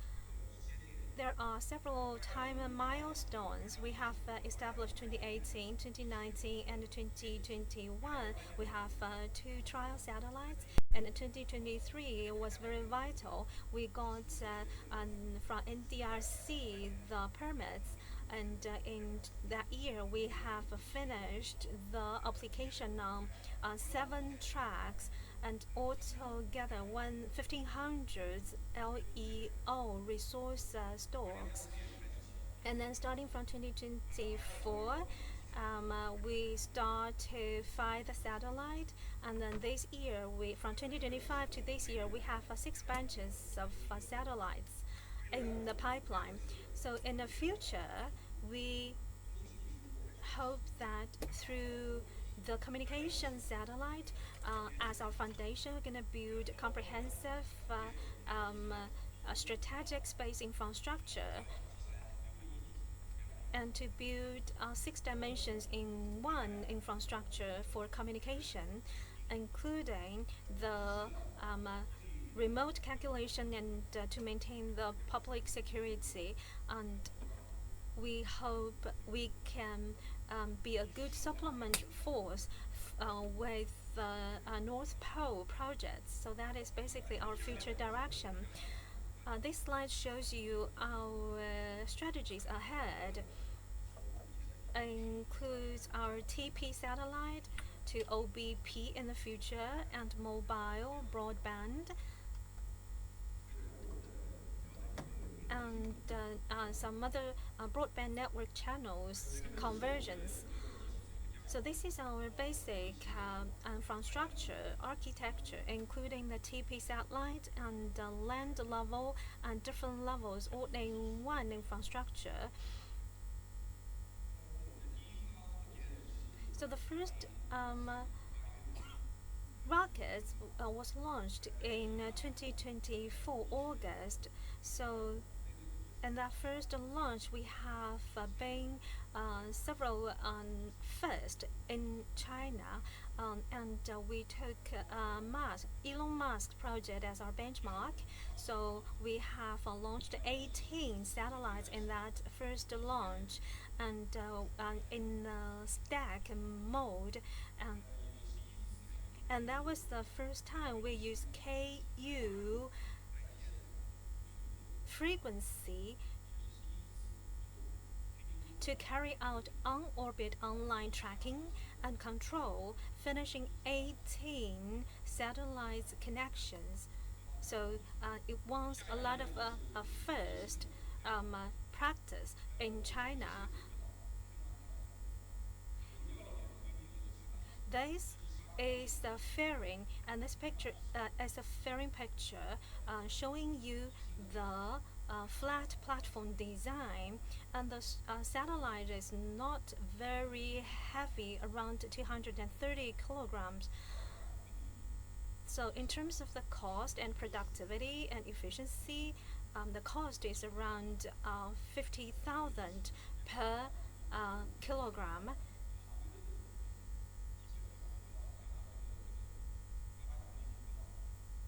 The track covers around 800 kilometers, 5 tons, so 18 satellites. Just by one launch, we can launch 18 together in one launch. And before 2026, we have this year we have launched 6. And up to now, altogether, we have already gathered 202 satellites.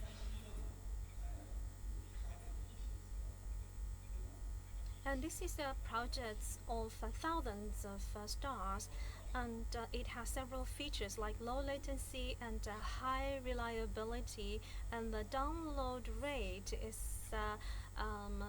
equivalent to the speed of 4G, which is 500 megabytes. This year, we're gonna finish the first stage international network projects. Up by Q3, we're gonna finish the launch of 324 stars. And so by the end of this year, we hope that we can finish the first network deployment, providing services to the globe. So in the first stage, when we make the network globally, we have deployed there's 40 base stations. We covered the Atlantic Oceans and the Europe and also NAM. So those are the three regions are not covered. Other than that, we covered the majority of the territory on Earth. And also we have covered the economic territories, but it can also support the defense industries and for scientific purposes. By the end of this year, as we have deployed the constellations of satellites, we will start the commercialization of our satellites. So on this slide, this is a DTC. In June 9th of 2026, in Jiuquan satellite base, we have launched one and direct DTC satellite, which has a weight of 800 kilograms. So this is when they opened the solar panel. On this slide, on this satellite, we have carried the most phased array antenna. And we have two rockets being sent with two satellites. One is for China Telecom, number 2 satellite for DTC. When they complete the test and on the Dragon Boat Festival, we have achieved the satellite connection with the existing mobile phones. So that is, we have made the first satellite call in China. The download link speed is 10 megabytes and upload is 2 megabytes. It also supports video facing. So the signal strength is 95 dB when the satellite is above our head. So we believe this is a very satisfying result and it's very significant as well. So these are some products and solutions. Currently, it is around the broadband. We will expand it to satellite in the future. As I've presented before, we will have the phase 1 network making, and after that, we will have the first enhancement construction, and then we will start and kick off the second stage. Well, the second stage is expected to be kicked off by the end of 2027 and 2028. At the same time, globally, we're working on the commercial initiatives. So far, we have selected several countries. We have 27 countries for the first stage, out of which we have signed a cooperation agreement with 20 countries. We have the frequency approved, and also the customer clearance and the construction approved. We got the full license in Brazil. And this is in domestic market, we will focus on the 7 to 8 industries. With that, I conclude my presentation. Thank you.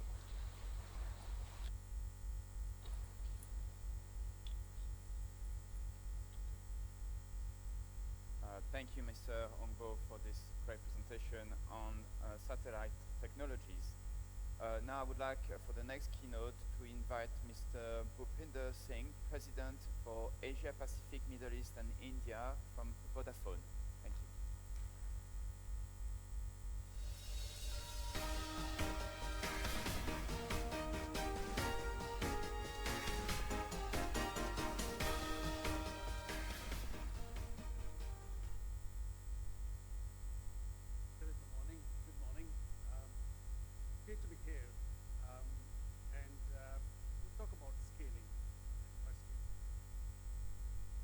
start with a couple of things.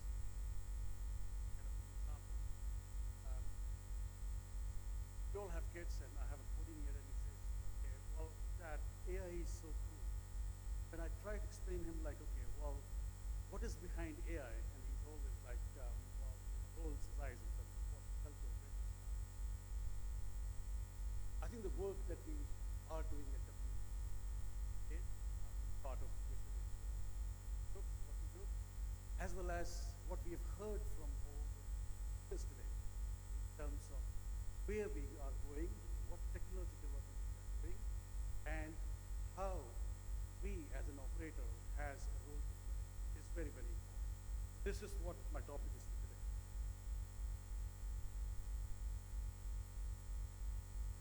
Just next slide. If you look at the number, telco industry really has 1.7 trillion years. And with AI, every dollar will have to be worked out. And for that, for us to do for us is really the decision that we need to make is, do we want to be the connectivity provider as we were before, or really we want to be the platform for intelligence as we move into the token economy, as we move into the agents. And this is a really important one because I think we have a lot of operators here, and we have gone through this journey. We have a golden history in terms of how we've connected people, places, things, and the time now is to ensure that we build a platform that is ready for connecting intelligence. And that, for me, is really the question that every operator here should be answering. The numbers speaks for itself. If you look at the numbers, 11.3 billion in AI telecom market by 2030. So it's a large fair share of wallet that we can go after. We speak to a number of C-suite leaders, 52%, and it's increasing every day, are really interested in terms of either it's their number one priority or number two priority. 88% of the operators are below level 3 network autonomy, and what we would like to see is how we can make them towards autonomous and self-healing networks and solutions. But to do that, there are a number of dependencies that we will talk about. And the third is really about global capex that's going into 320 billion in a year. That's a lot of capex that's going into in terms of into the telecom industry for AI development. Moving to the next one, what is AI native means? And this is discussion that we have been having with a number of operators and number of partners as well. And there is a different level of maturity that we have seen. So if you look at AI as a feature, AI tools bolted into existing systems, reactive, cross centers with AI reporting dashboards, siloed automation in one domain, and AI strategy is not linked to the business strategy. That's probably you've seen as well. And you go towards the tick box, which is AI native. And these are the organization that's moving AI embedded in every layer, cloud native to AI native. In every touch point they are doing with customers, internally with processes, tool, people. In terms of the anticipatory, we're talking about predictive and preemptive now, the actions that we can take. Revenue generating intelligence platforms that we are creating. End-to-end autonomous orchestrations for these AI native companies. And business model built around AI outcomes. We had the discussion yesterday at WBA as well, in terms of how do we align that, because what we have seen is there's a lot of technologies and there are a lot of frontier things that came in. Product is a great example, but if you don't align your business model with the trends and what's happening around, you become irrelevant. Now the results speaks for itself. Zero touch service delivery, that is exactly what we're looking at in terms of AI native companies. Self-healing, self-optimizing network, hyper-personalized customer experiences, really bringing those closer to you, which creates NPS, which creates what we call as customers for life. New ecosystem revenue streams. You are able to create new revenue streams. We spoke about almost 20% of the revenue streams are now being created by the telcos and the operators. And structural competitive advantage it will give to those partners and operators.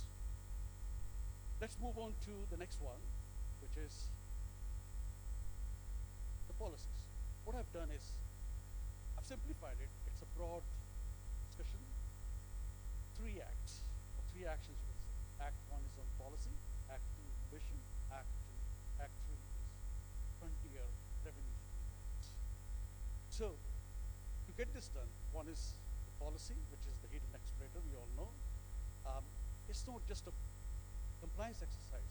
For operators who will move first, they will have a first mover advantage. We have seen that. And telco, we do have a lot of affinity, a lot of experience working with the policymakers. And if you look at telco, is still the gold standard of being able to make a call from US to maybe Philippines. It's the only thing that works. And there are a number of other companies or new, I would say, verticals coming up like fintech. They're still figuring it out. Great example there. Now, within the policy, so there are 2 things here which I would say. One, policy as a handshake, which limits the AI ambition. If we get that right, we can fast track it. Regulatory fragmentations across 195 plus countries. Yes, of course, we are talking about China. China, to me, is really unique. It's ahead because I think there is a vertical integration here. However, if you go out into Europe or the Americas and all that, that integration is not there. So that's important in terms of spectrum allocation is lagging AI traffic demand. When we talk about innovation in capacity, innovation in fiber optics, OTN, we talk about capacity and speed. We do not talk about traffic segmentation. And if you look at what we are going towards, we will have agents to agents talking and creating a lot of chatter, or we call it keep alive traffic.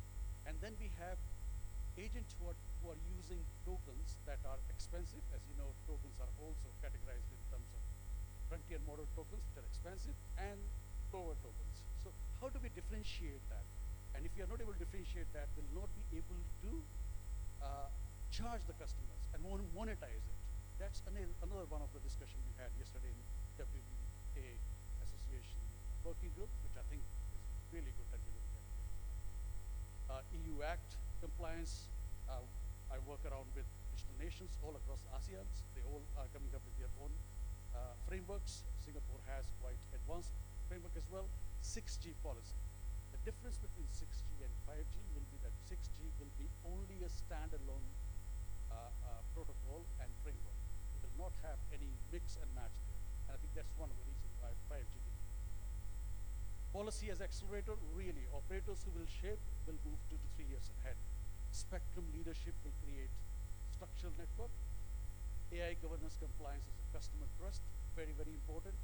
In terms of when we're talking about how do we make sure that we have governance and ethics there. Industry coalitions defined, we spoke about in terms of the collaborations, and that are very, very important. And the first movers to 6G policy. So that's how we can actually accelerate if we get policy on our side. The second part of it is how do we navigate the regulatory landscape? So if you look at from AI governance, the 3 key kind of frameworks we look at, or the pillars we look at: AI governance, spectrum strategy, and data sovereignty. In terms of AI governance, high-risk AI systems require documentation. Those are the requirements. Algorithmic transparency becoming a regulatory expectations. You all know when Mythos was released or not released, and the new model from Cloud came in, Anthropic came in, government decided not to release it. But there are companies and there are people who had access to that. That means they have at least 2 to 3 months of advantage, competitive advantage of other companies. And that's not really a good, news for other companies who do not have access to that. Then AI governance as a competitive advantage there, of course. Spectrum strategy, it's the invisible bottleneck that we have. Wireless versus cable industry, battle over license spectrum. We are seeing a lot of now collaboration there. AI traffic, it will hit peak by 2030, coming from, again, PM Forum and some of the recognized industry analysts. And the WRC 27 4.4 gigahertz, which we believe will actually bring some answers to that. So that's spectrum strategy. Then is the data sovereignty. And this is what is shaping AI's geographic limits. And I think here, operators have a real good advantage as compared to others, because these are local processing mandates driving edge AI investments, so it's not always in the cloud. New frameworks that will come in, and that's also an advantage to operators and their partners. I think these are the three key pillars that will navigate 2026 into regulatory landscape: AI governance, spectrum strategy, data sovereignty. Now, moving on to the spectrum challenge.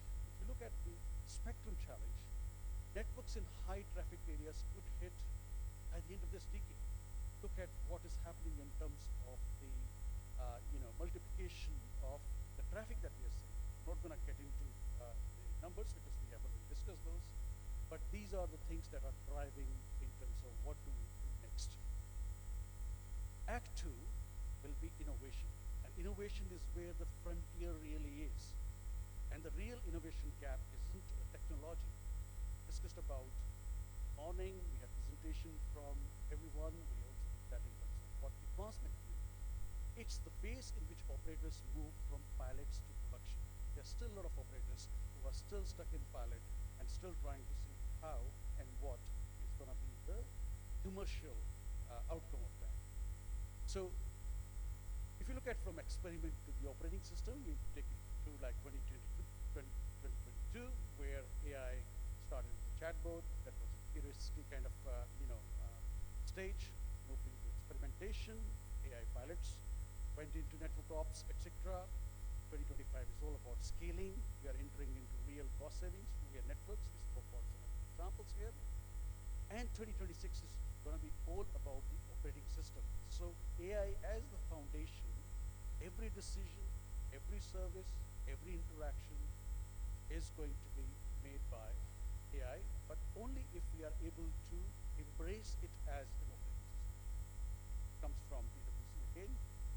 So most operators are still between experimentation and scaling, and I think that's where we will look at creating a differentiation or a competitive advantage of operators and partners who can make it an operating system. So that's the second part of innovation. The third part we move on to is the autonomy ladder, and I'm sure you are all aware of autonomy ladder in terms of the AI adoption, and it's very important. If you look at where we are as an industry, starting from L0 top, manual, assisted, partial, conditional, highly automated, fully autonomous. We need to get into fully autonomous. That is what we're planning to do. We are, as industry, are probably around from assisted to partial. We are not fully there yet. But with developments that we are having across industry, cross collaboration, and the new standards that we built, the mandate and the objective is to move towards conditional, highly automated, and fully autonomous. And if we are able to move to fully autonomous, we will fully leverage and fully, capitalize in terms of the value it will have. Okay, AI native in practice. I just wanted to give you an example on what's happening if there is an AI native operator. So this is example of Vodafone. I worked for Vodafone for the last 26 years. So we have reduced power reduction 5G sites by 33%. Using AI-driven dynamic power management across all of our RAN infrastructure, and we have partners for NXT, Huawei, really across best-in-class partners here. Zero-touch fault detection across multi-vendor environments. Again, by the use of agentic AI managing our RAN environment, traffic routing, and also fault detection autonomously. That we have already done, so we have gone to a zero-touch fault detection. What we're moving towards now is intent-driven service delivery. So request to live in minutes. That's is our plan, and that's where we have been moving quite fast now. And how we're moving is by having an AI-native BSS, as well as the autonomous catalog, order management, and provision. Most of the operators have done internally 80% of that. What we are now trying to do is create a new revenue stream for the external customer benefits as well. From here, I'll move to Act 2. It's Act 3 actually, not Act 2. Act 2 we covered, so it was policy, it was innovations, and the new frontier. And the new frontiers are the discussions of revenue ecosystem and what comes next. Connectivity is table stakes. We all know about it. So I would like to kind of bring that stack into core size. So here, one, connectivity, it is commodity. Let's not talk about it. Layer 2 is a platform. It is growing. Network APIs, cloud, IoT, edge compute operators are growing together with standard organization as well as together with partners. Layer 3, intelligence. AI as a service, autonomous operations, and the token economy. This is emerging, and this will definitely change the game for the operators as well as for partners we're working with. We believe at the end we're going to end up at layer 4, which is ecosystem, which is connecting agents, marketplaces, developers, as well as verticals. And this is what we heard since morning from WBAA, heard it from China Telecom, we also heard it from all the experts as well. That is where we are going towards, and that's the roadmap that we have set up for Vodafone, but I see this again for operators as well. So, the ecosystem opportunity has to, we always look at in terms of what does it mean for the customer. If the customer is not ready to buy a service, we can always talk about technology advancement and all that, but have not created a commercial capital out of it.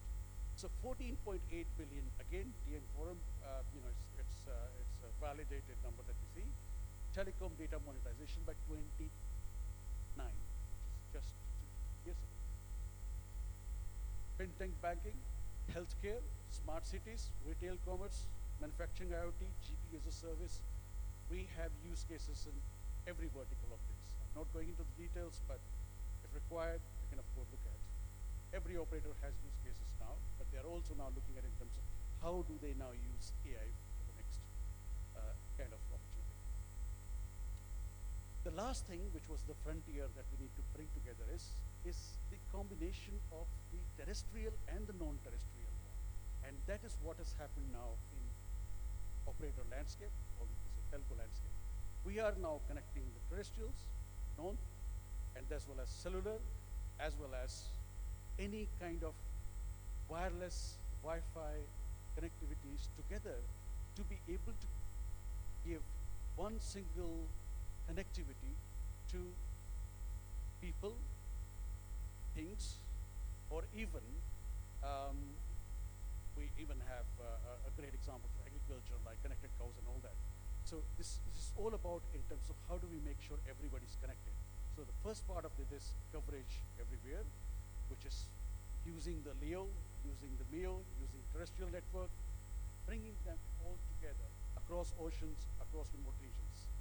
Telco and satellite convergence. These new models are coming up. You've seen, even Vodafone, we have invested in AST Space Mobile that does protect the device. China already doing it. We've also invested in Amazon's Kuiper that connects the networks to network and Starlink.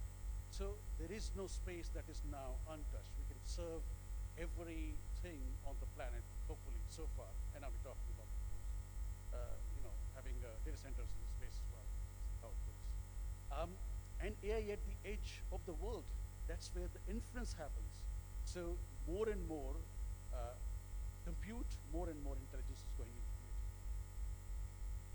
Okay, I'm going to bring it together given the time we have. So what scaling looks like is building AI native foundations now, engage in policy shaping, which is very important, not just compliance. If you have not got clearance on the policy, and given the geopolitical landscape we will have challenges there.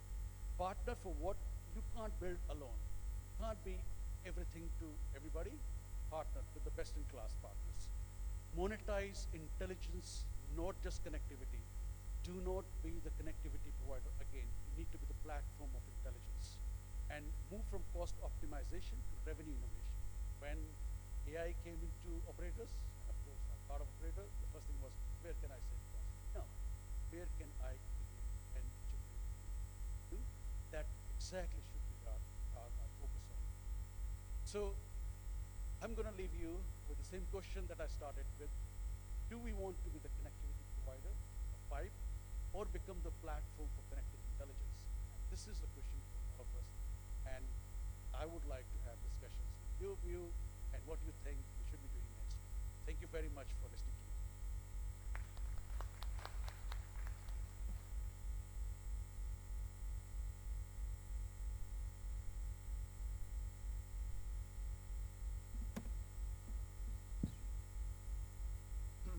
Thank you, Mr. Singh, for this great presentation. And now I'd like to invite to the stage Mr. Chen Banghua, President of Optical Business Product Line at Ruiwen. Please, welcome.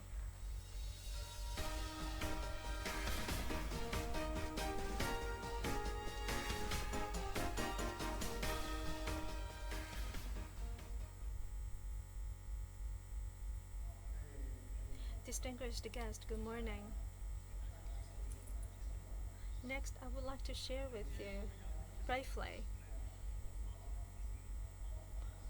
I will be mainly mentioning about the optical network and how that can support our operators to innovate their business model or business paradigm in the new era of AI. Well, right now, AI is under the spotlight for all industries, without any doubt. We have heard a lot of experts mentioning this today. So from several data, I would like to brief you on the several changes AI have brought us. First of all, that is GPU card construction. As we know, in 2025, the computing power GPU card has exceeded 10 million. Only US and China, our construction volume has achieved more than 4 million cards. So this volume in 2026 is increasing dramatically. And then globally, if you see those top 5 AI applications, the numbers of users has already exceeded 1.8 million. The GPU card application and the user number increase can show, and together with the exponential AI traffic increase, we can see around 1 to 2 years the volume doubled. So when we look into the token consumption, it increases greatly. Every 2 years, 400 times incremental. So as you can see, AI is such a buzzword right now, and the AI era is coming to each household and each industry. Today, the question we need to ponder is that as an operator, traditionally, our business is about connectivity. No matter it's household connectivity, broadband sales, no matter it's 300 or 500 megabytes, or traffic monetization, or some special line for different enterprises and industries. These projects, these businesses are all about connectivity. But when the new AI era comes, what is the repositioning of operators? Do we need to change our business model? That is a question. Today, simply, I have shown my sharings in this one slide. For operators, the two major tasks, one is the private line, another one is home broadband. So in my summary, I think it's possibly that the private line need to transfer from C to double C. That means from connectivity, we need to be transformed to connectivity plus computing. So this is the reflection on the private line, and for the home broadband, it's a transfer from C to the square of C. That means it was connectivity. Now it should be connectivity plus committed plus content. So that's the square of C, the cubic of C. So I will further look into the details. So first of all, the private lines. So now the new model should be computing plus connectivity. Firstly, the private line itself should be upgraded. As you know, traditionally, the private line provided by the operator is mainly about the bandwidth. However, when we have more universal application of AI, then in addition to the bandwidth, we need to consider more elements, for example, latency, reliability, and also security. And on top of that, we need to also consider the bandwidth. All those elements combined will be the key elements for commercial value. The second one is the computing. How do we use our computing, our model, our network, and application, and orchestrate those elements to offer new services to the enterprises? So these are some ideas that are worth of discussing. For operators both in China and overseas, some of them have already taken the next step. Some of the operators are not only providing connectivity services, they utilizes the computing, the algorithm, and other services to provide to many more enterprises in different industries. I think this is a reflection of the private line for enterprises. In order to support this transformation of the enterprise private line, I believe in the future, the network and architecture philosophy has to change. Firstly, traditionally, our business is 2H, 2B, and 2C, and then the architecture is designed according to its purpose, whether it's 2H, 2B, or 2C. But in the future, we need to think about how can we design the architecture around AIGC. So there are several features. Undoubtedly, first, ultra bandwidth is the prerequisite, 400 gigabytes or 800 gigabytes. Today, so for the three major carriers, they have already completed the deployment of 400 gigabytes as the backbone. In the future, it will be further expanded. So second one is the latency. As we can see, last year, Chinese government announced one strategy which stipulated that we have to build the fiber network of 1 millisecond, 5 milliseconds, and 20 milliseconds latency. That means in the city, it should be 1 millisecond, within the province, 5 milliseconds, and nationwide, 20 milliseconds latency. Some of our telecommunication carriers are optimizing the network architectures, and they are using the fiber exchange to replace the traditional electrical exchange to achieve that super low latency. Next one is the reliability. So in the past, with 4 nines and 5 nines, and now it's a 6 nines, which is 99.999% reliability. And then the robust security. Now we have to talk about QKD.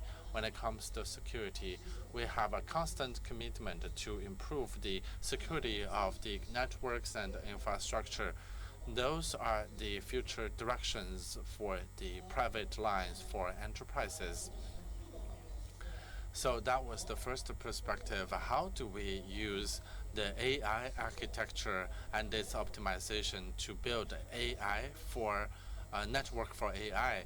And the second question, how do we utilize AI to improve our product portfolios and the intelligence network? So this is the second question. I have summarized 3 parts.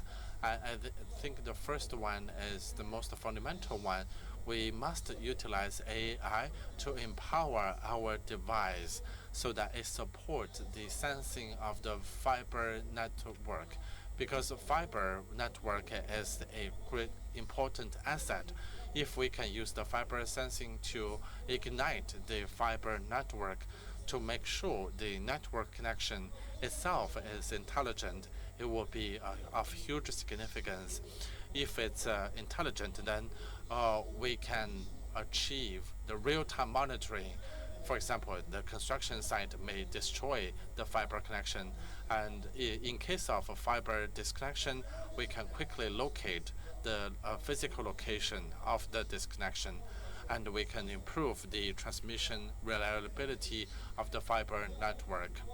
We can use the fibers aging and also the fibers the error tolerance to make adjustment in the parameters to make sure the transmission is very reliable. And thirdly is the intelligent QNM. So those are the solutions that we can apply, and those are the different directions. Well, the second part is the upgrading the HBB business models. So as I've mentioned, it's the cubic of C, content, committed, and connectivity. So connectivity or broadband is always the fundamental.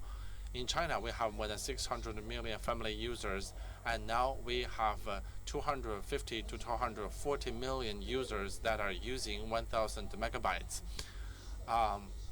So 90% of the provincial and cities, they have launched the 2,000 megabytes and 3,000 megabytes, and now we have 6 million users, and 50% they have launched these 10,000 megabytes. So this is the upgrade of the overall family broadband. The second is the commitment. We hope in the future the family broadband can be committed. First, that means the Wi-Fi covers every corner of the house. This can be committed. Second is the Wi-Fi speed. If you purchase the 500 gigabytes or 1 gigabyte, the speed must be committed. Second, the latency must be committed. And the third C is content on top. The first content is the engagement of the service will be transformed. The operators are building the family AI agents. We can use the AI agent to support the senior citizens, the education, 3Ds, voice games. Those are some new source of revenues. So those are the 3 Cs to me. In order to support the paradigm shift, the architecture for family broadband needs to be changed as well. So there are 3 first. First is ubiquitous ultra broadband, which is essentially the bandwidth, right? In the future, be it the Wi-Fi terminals from Wi-Fi terminal 6 to terminal 7, the gate to 10G PON to 5G PON. So this is the upgrade of the bandwidth. Well, second is the promised or committed experience. We want to commit that the customers get the Wi-Fi coverage everywhere. They enjoy the speed as they purchased. Whatever they buy, they get the committed quality. Well, thirdly is whether it's edge, the cloud, or the terminal, they must have an inherent AI computing power. What is the computing power for? First, it can support the application of the AI agent for family purposes, and from the end-to-end AI agent or computing, we can have the intelligent O&M of the family broadband network. So this is a network for AI.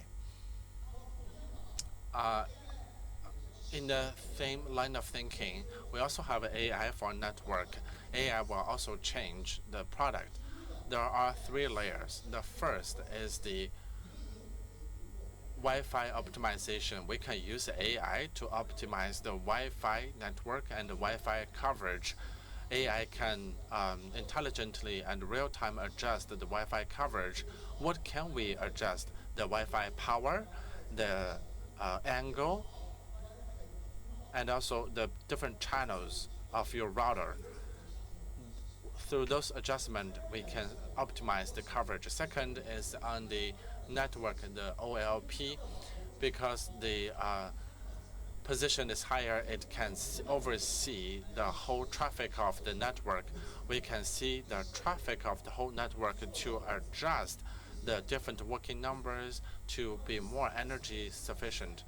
Thirdly is the user experience and intelligent O&M.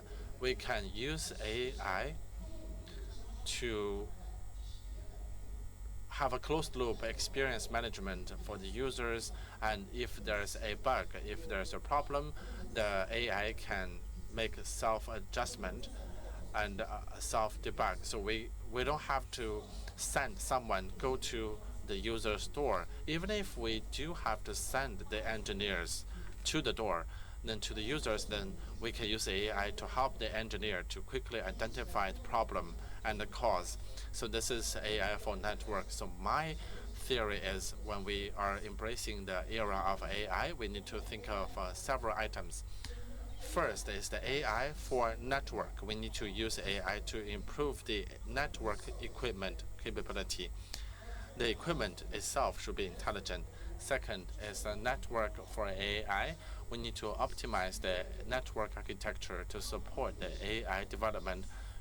With the AI for network and network for AI, the traditional operators can upgrade the service and solutions to enterprise, to the family broadband, from C to the square of C and to the cubic of C. Thank you.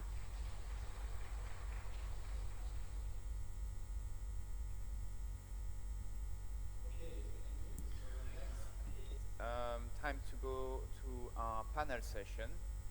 And I think we're going to bring some chairs onto the stage for the panelists to come. So I'll be moderating this panel. And the panel is entitled From Connectivity to Intelligence, the Evolving Role of Telcos in the Artificial Intelligence Era. And we will be talking a lot about the AI investments, return on investments, and collaboration with hyperscalers, or how to use that to increase the role of operators in the AI world. So now that the chairs are all nicely set, I'll introduce our speakers for the panel session. And as I introduce you, if you could come to the stage, that would be very useful. So first of all, I'd like to introduce Mr. Xin Jun, who is Director of CPE and Set-Top Box Products Marketing and Solution Team at ZTE. Nice to meet you. So if you sit. Yes, perfect. Sit there, that's great. Next, I'd like to introduce Mr. Mohamed Azim Ansari, Global Strategy and Excellence Lead at STC.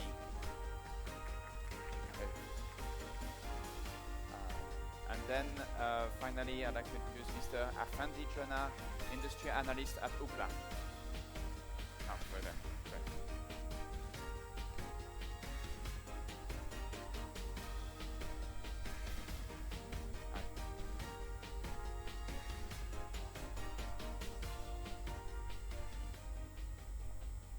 Okay, welcome to the stage. I hope you enjoyed the event so far.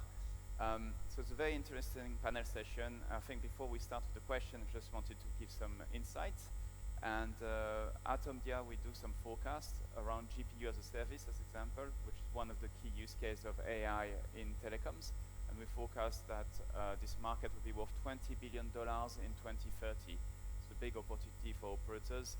We've heard about investments this morning from Mr. Ruiwen, who is the CEO of China Telecom, who mentioned investments up to 3.2 gigawatts in AI AI data center capacity.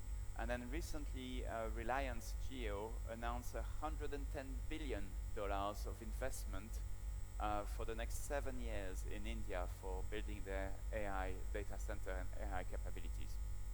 So I'm not expecting you to say you have similar level of investments, but what will be interesting to hear is from your different points of view, from a operator, a vendor, and a data intelligence company, where is your organization placing their biggest investment in AI?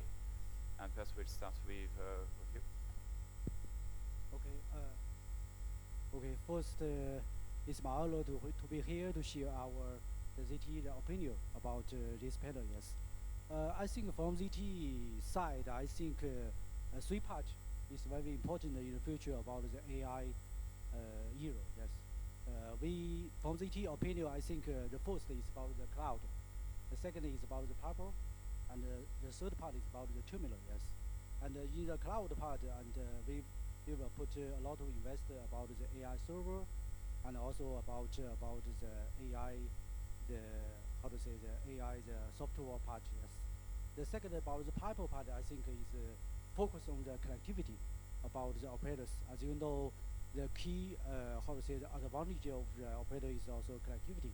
So how to combine the connectivity with the AI is very important in the future, because it can it can decrease the OPEX, and also it can increase about the experience about the network. Yes. And the third part, I think, is about the terminal part, and especially about the terminal part is most important, because as you know about the AI era, I think the most key thing is about the business model. The business model is successful. I think the AI era will successful, and I think the investment you can get a return from the AI era. So for the terminal part, I think from the vendor, also from the operator part, should be more focused. So that's why also in today's exhibition about the WC Shanghai, I think you will see so many colorful terminals in the consumer market, also in the home market. Yes, and also from ZTE part, we also release so many kinds of the terminal, include about the AI screen, and for just from this year, I think the AI smart screen, I think is the operator want to define this terminal is the entrance about the AI home. Yes, because with the screen, I think you can get the connectivity about the end users, and to design the colorful service inside. Yes, so that's why ZTE cooperated with China Telecom, Mobile, and also Unicom to want to define this terminal. Yes, and besides the AI screen, I think we also released the AI pet for a companion robot. Yes, and also about the AI camera. Yes, and also the AI PC. Yes, and we want to enrich about the terminal and combine the service, and to make the AI business model to be successful. Yes, so I think these three parts is from the ZTE, also from operator. We want to put more investment in this part. Yeah, thank you. Great.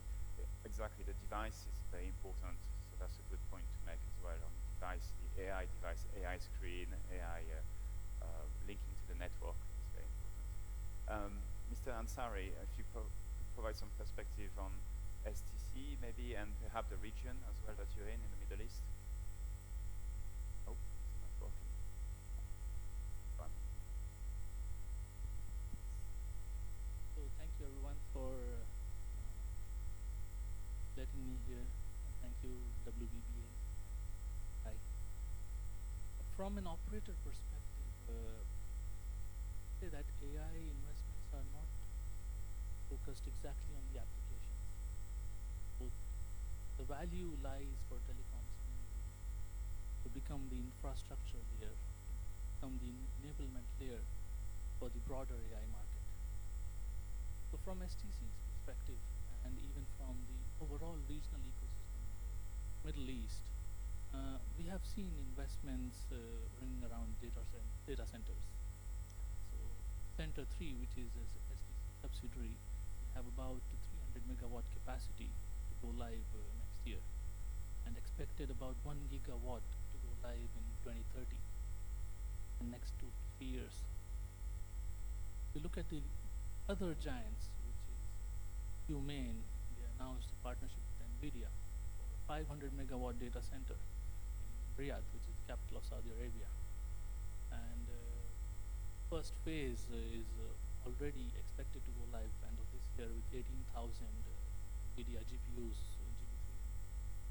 So the real value from investments perspective lies, like I mentioned, is creating strategic value, becoming infrastructure provider for global hyperscalers, other AI companies to come in. As they know the market locally, they can serve them better, where they have already been the critical infrastructure provider for connectivity, for subsea cables, for fibers, for co-location services. So my perspective is infrastructure is the key.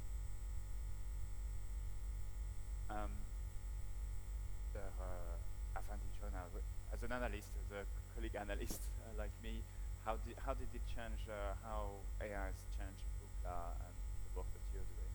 Oh, I think that's a very interesting question. Coming from Ookla, you know, Ookla it's as a data company, it's a measurement company. So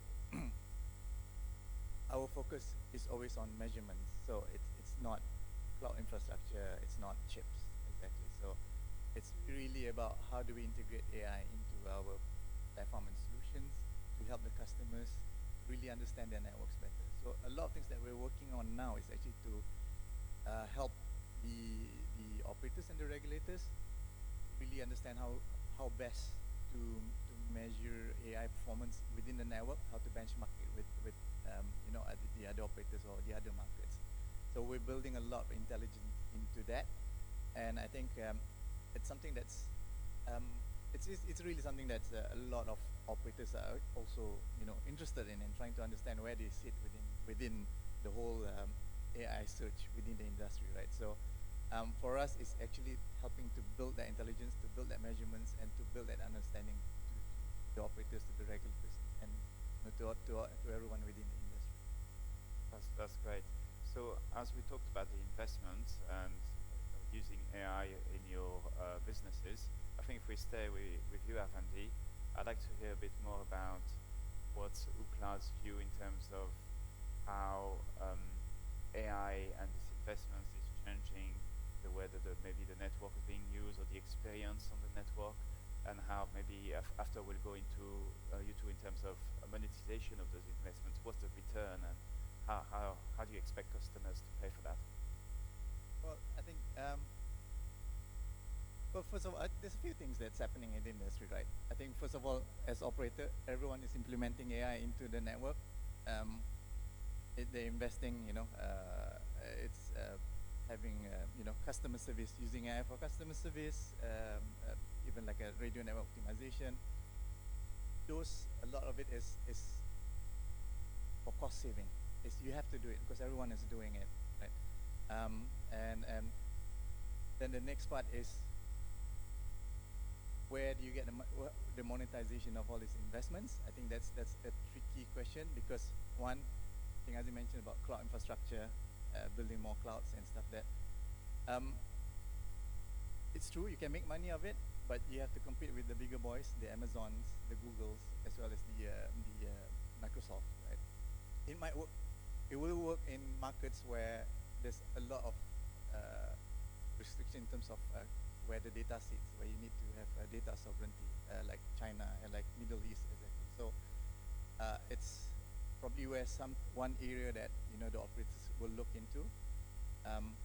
But honestly, I think on my side, I think it's really the boring stuff, the connectivity side is actually where where things will, you know, where the operators can first really look into. It's like making sure that your network is ready for, you know, all the agentic AI that's coming in, all the AI search that's happening within the network, making sure that you are able to maybe create a differentiated services based on the different AI modalities that you are offering. So I think that's one area. There's several areas, but I think that's probably, for the operators, that's probably one of the areas where they can immediately look into. Yeah, I agree. Connectivity is always the boring stuff. and it's always coming back to connectivity, right? Which is things we know very well about here. Mohammed, I think, do you have a perspective?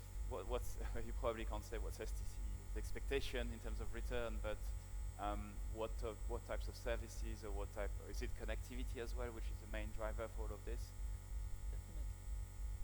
I second that actually, Andy. So connectivity is the bottom line, is the foundation layer, and that is something that monetization will definitely come from. Not at the same speed and scale like other things, but connectivity will remain as a monetization layer. As connectivity provides compute, it will increase AI use cases. It will increase the infrastructure that's needed to run the AI agents. The other part that I mentioned already, the data center capacity, which is another monetization layer. So as the consumption of AI increases, compute will increase, power, cooling, the services provided by AI, services provided by global hyperscaler.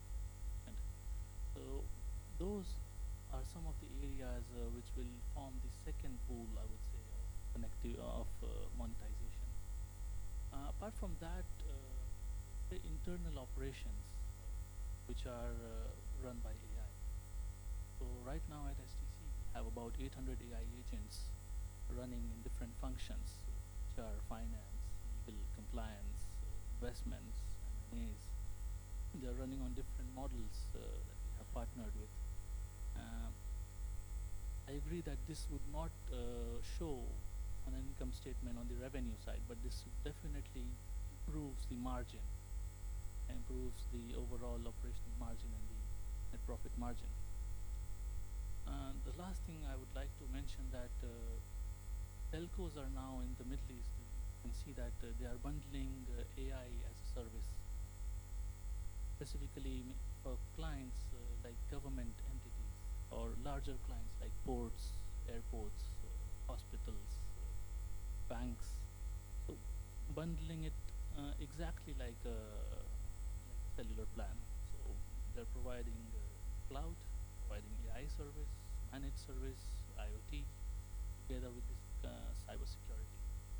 So evolving those bundles as per client's need and providing service with government's need, usually a bundled solution, I think, which can be a long-run monetization for telcos.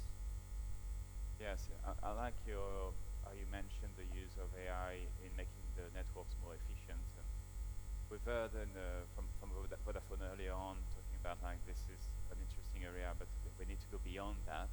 But I think there's a lot of like the technology, the AI developed in the network, like agents running the network or running customer queries, etc. That can be exposed outside to third parties and reused as a monetization platform as well through APIs, for example. I wonder if, Mr. Jun, if you have any perspective from ZTE in terms of how operators can monetize AI investments, or perhaps maybe how ZTE is seeing a way for themselves to monetize AI. Yes, and here I want to share is from a ZTE opinion, I think in the short term, I think the AI-driven operation, I can get the monetization about the AI. And here I also want to share keys. ZTE cooperated with China operators. This case is how to combine the connectivity and AI together to get more users and to decrease about the churn about the broadband users. Yes. This thing is in China market. I think so many live stream users.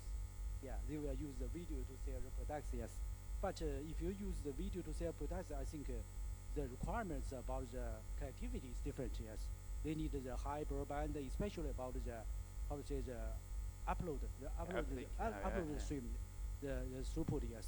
So from ZTE side, we cooperate with operator to provide a digital platform. Digital platform can combine with AI together to identify these users in different areas. Yes. And we found, for example, in Shenzhen or in, in Shanghai, this area, and this is so many live stream users. And in this part, I think we can, to optimize the network. For example, before it's about the 10G pound, but for the upstream it's up 2.5G. But we can change to the XGS pound with symmetric 10G and 10G to, increase the user experience about this part. And also for this live stream users, I think for operators, I think they can design the unique service package for these end users. And first, it can decrease the churn, and the second is also you can sell more broadband the service package to them to increase the revenue about this part. Yes, I think this is really keys now we already done or practice in China marketing to monetize the AI, because we also use AI to combine with digital platform. Yes, the second case is also about the business part, enterprise part. Yes, before for enterprise, I think operator is more focused on the connectivity, but now I think from the enterprise requirements part, they not just require the connectivity, but also the connectivity about the security, also about the AI model. Yeah. So in this part, we also want to combine these requirements together into one device. Yes, and just provide the connectivity with the fiber and with the home security, the camera, and also with the AI model deployed in this terminal. Yes. So with this one device, we can solve all requirements for the SME. Yeah. So this is a new business model, and I think it will be booming from this year. Yes. I think this is also a key to monetize about the AI.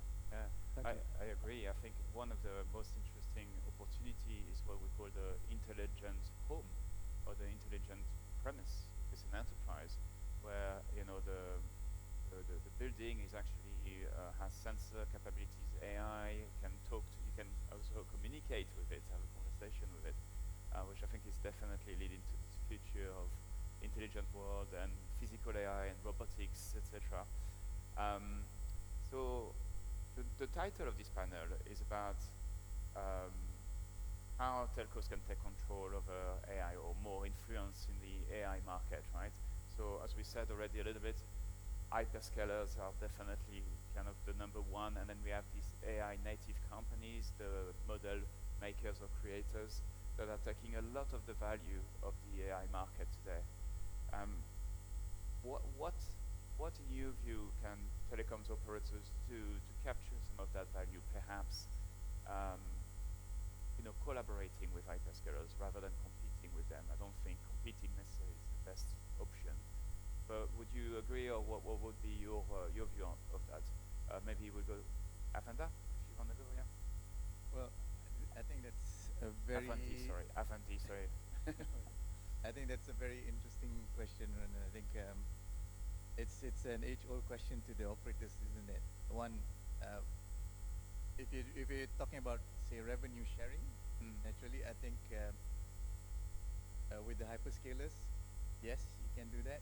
But I think at the end of the day, it just means that you're still just providing connectivity, and everything is owned by the AI company itself, right? As well as, I think if we go back to connectivity itself, how we can have that differentiated connectivity and partner with the different hyperscalers to offer, like a very unique and measurable solutions to the end users. I'm talking about enterprises, factories, robots, that requires very high latency, very low latency, and very low jitter. What we've seen, I think, from our data is that there's a lot of difference in terms of results, performance, when it comes to the cloud infrastructure peering with the operators.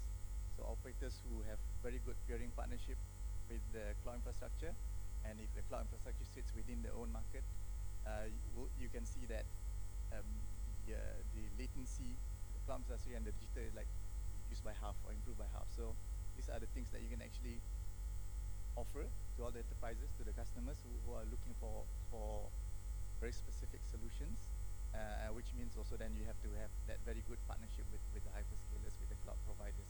And I think also is how you can improve the quality experience. So I'm talking about whether you can move a lot of the processing power to the edge, pushing the AI chip maybe to the site level. It's still something, you know, everyone's looking into. I know in Japan they are already experimenting with it, and I know that it's getting pretty good results. So I think these are few things that the operator can consider. Not, like you say, not really compete, partner with the hyperscalers, but at the same time making sure that, you know, where your strength is, which is the connectivity part, is measurable, and it's something that you can offer realistically to the customers. Yeah, that's excellent. The fact to know that you have data that shows that if you collaborate with the hyperscalers and have an infrastructure collaboration, you provide just better quality of service. And the number one driver for buying new or changing operator or for buying new services is reliability and quality of service. So yeah, that's very interesting. Thank you. Mohammed, so what's STC's perspective? Do you collaborate with hyperscalers as well in your markets? Definitely, yes. I agree that hyperscalers and the AI native companies are taking larger share of the AI value right now, with a couple of companies having trillion-dollar valuations. But I agree that collaborating with hyperscalers companies, because when they are moving to a local market, to a different market, they need capacity, they need power cooling, they need to navigate through the regulations, they need to navigate through the policies and procedures. So telcos are in a very good position in that, and they already have those relationships, they already are compliant, and they can provide this definitely to any of the hyperscaler or AI companies that are moving in. In the region, if you have seen Stargate, one of the largest AI campuses planned for about 5 gigawatt capacity in UAE. So that is something where G42, which is a local player in UAE, they will provide everything from connectivity, managed services, power cooling, everything needed to run. And all those hyperscalers, including AI companies like Nvidia, yes, hardware companies, they would come in. This will bring me to a point where you mentioned quality of experience. As AI agents, use cases increase in different verticals, in finance, healthcare, in sector, even for consumer services such as gaming, streaming, content delivery, or even video intelligence for public security. Those things will require demand, and where again telcos or connectivity providers come in.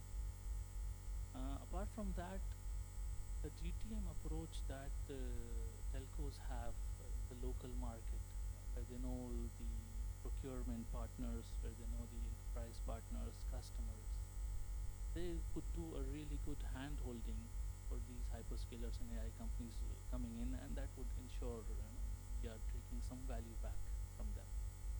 Thank you, Mohammed. Mr. Jun, we're almost at the end, so you're the first to speak, and now you're the last to speak on this panel. So what would be your word of advice to the audience about how to benefit from AI, and maybe on the CPE and set-top box side, there are some exciting things coming down the line with AI. Yes, want to comment or anything you would like to share?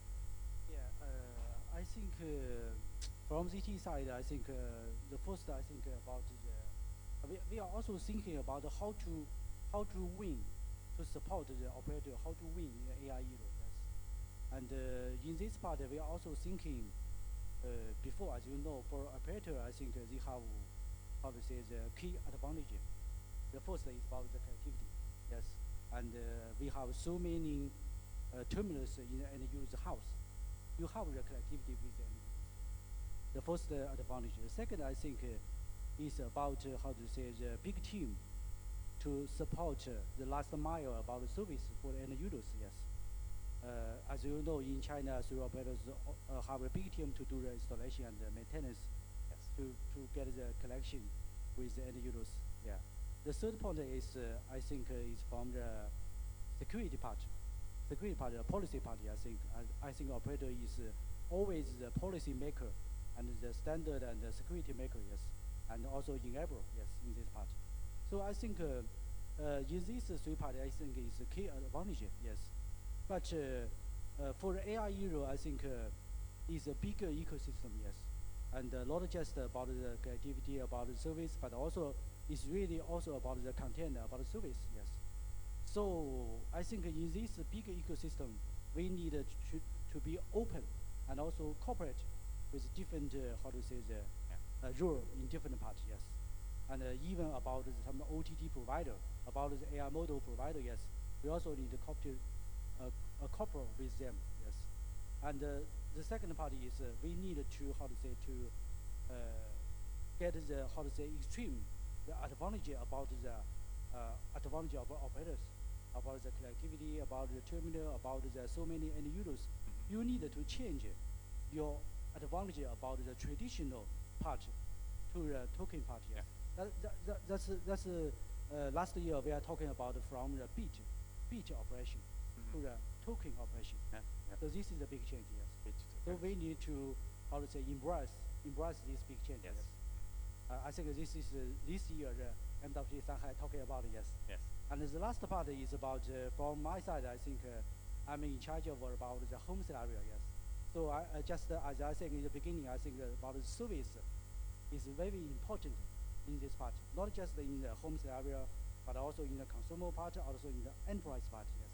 So we need to focus to, how to say, to provide the, how to say, the success, the business model, the application, the service for the end users. This is more important. This can be make the AI era, make the AI business model to be successful. So that's why I'm focused on the, how to say, to release so many the AI device with the operator to make this, how to say, the AI era to be successful. That's what I want to share and what I want to do in the future. Yes. Quite a lot. Yes, that's great. Thank you very much. That's all we have time for. We're already out of time.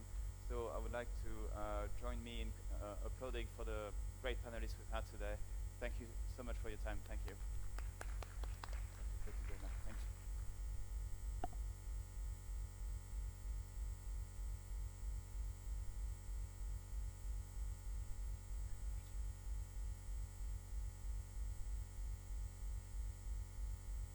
Okay, so as we move on to the next part of the session, coming to some white paper release ceremony now for Working Group 1 at the WBBA. So there are two white papers, one on the evolution of AI traffic and its impact on broadband networks, and one on Gigacity Index 2026 report launch. But I will re-invite to the stage Mr. Martin Kriener, the Director General of WBBA, to talk more about those white papers. Thank you.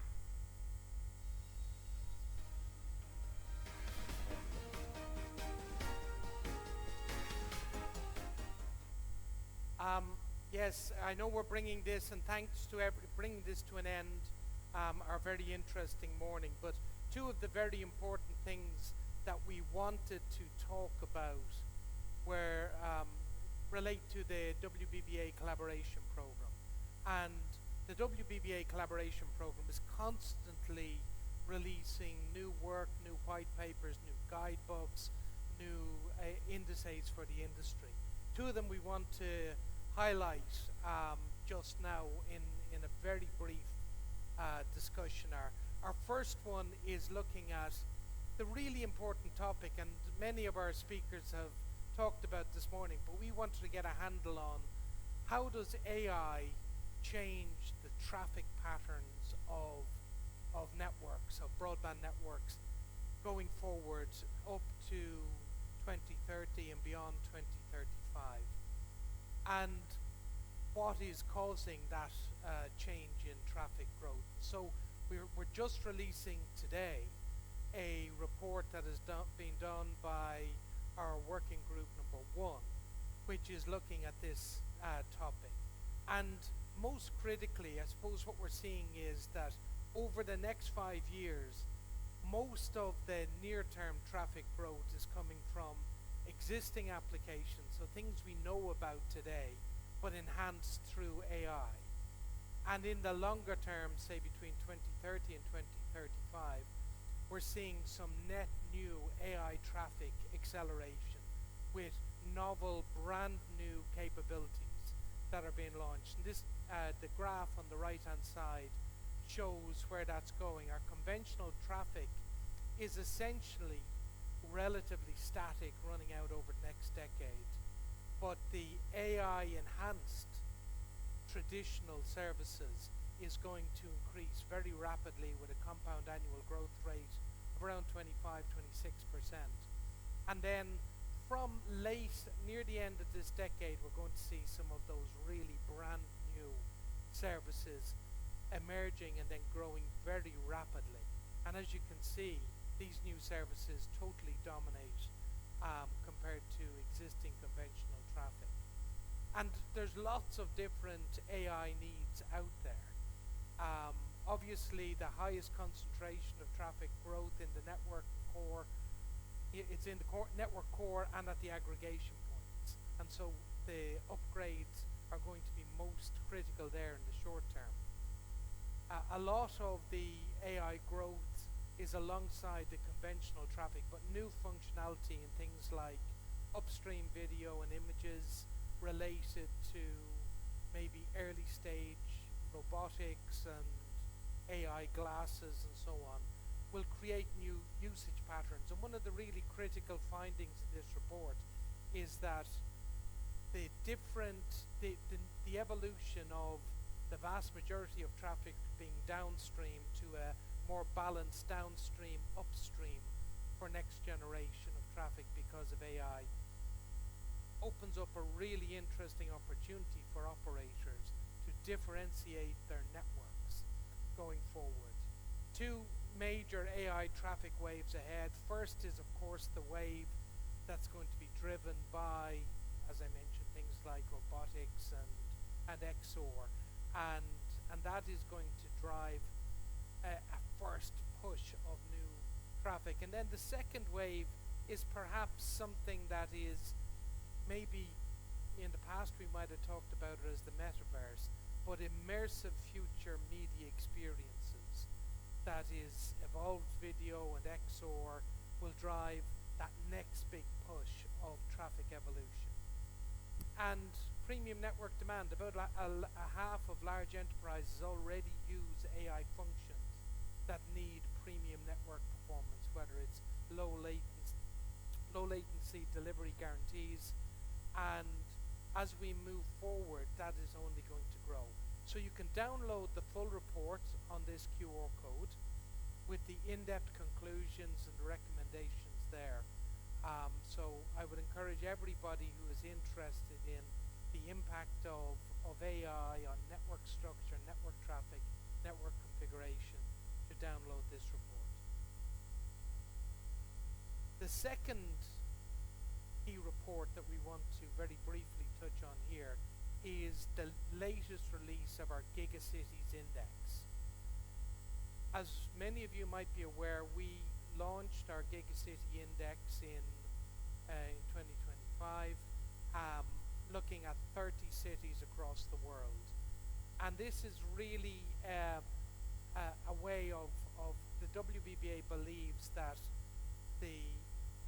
it's not just countries that are important in terms of the capabilities of their networks, but we think that cities drive a lot of the innovation, a lot of the impetus for the growth of broadband networks.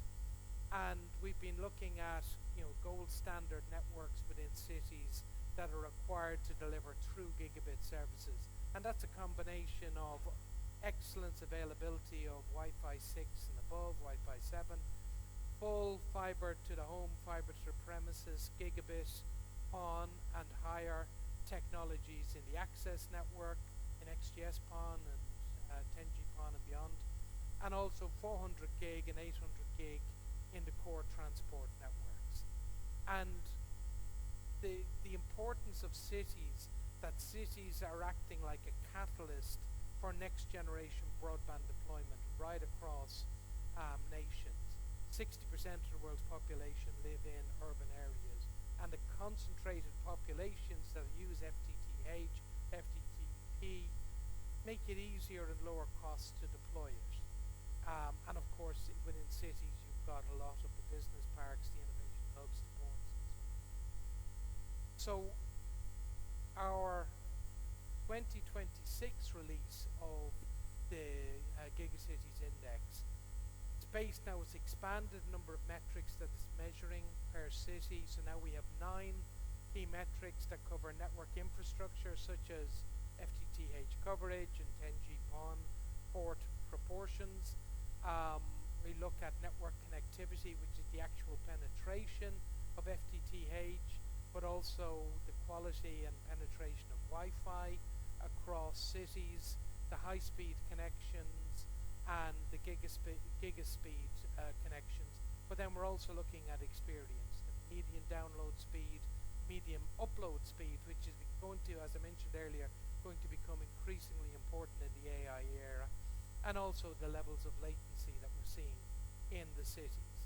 We now have expanded from 30 cities up to 50 cities across the globe, across 8 regions. We've also included a number of case studies of different cities and how they have evolved themselves over the last number of years. Now they've worked with operators in order to do this.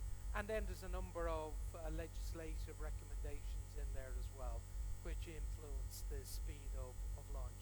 So again, you can download this paper now. It's available for launch for those who want to learn more about how cities are approaching the gigabit economy in the AI era. So thank you very much.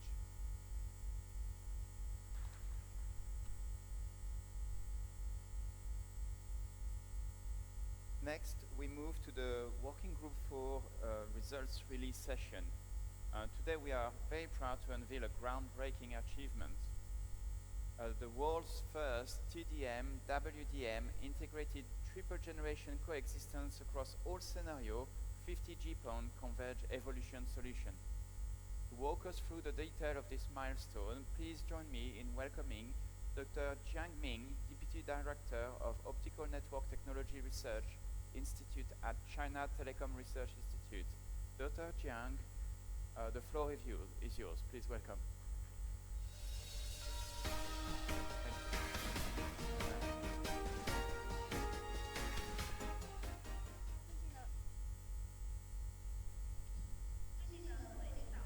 Distinguished guests, ladies and gentlemen, I'm very honored to share with you the progress of our working group, the first 50G PON convergence evolution solution. So with the background of the development 50G PON together with E-PON, well, for E-PON, as we know, the core challenge is the wavelength overlapping in the migration. So it covers from 1260 to 1360 for upstream, and downstream there is an overlapping. So then the conventional model cannot be used. The industry need to work together to tackle this challenge. 2 years ago, China Telecom, our cloud department, together with our institutes, together with the industry enterprises, first time ever we mentioned about 50G PON evolution solution, and which can support E-PON migration to 50G PON at the same ODN, they can coexist. So we have built autonomous model adaptation so that simultaneously they can work on 10 wave, and under the 10 wave we have used the speed rate of 4 and reception model in the uplink direction, and then in the downlink direction the downlink signal is 136C nanometers, and in the wavelength division mode, we use the 3-channel wavelength division multiplexing. So we have at the same time, the core technology of our solution is that we use 10 minutes wavelength division dual model, and within that optical model, apart from this 10 grid, we also, in order to promote a better industry convergence, we innovate and have created the world's leading 10 minutes wavelength division, 3-generation coexistence optical module, so that increase the operation efficiency. At the OU side, we have planned the 50G pound ONU, so that we have unified the utilization of the devices. So there's zero correction on the ODN. There's no repetition in construction, so that we can respond to the market quickly.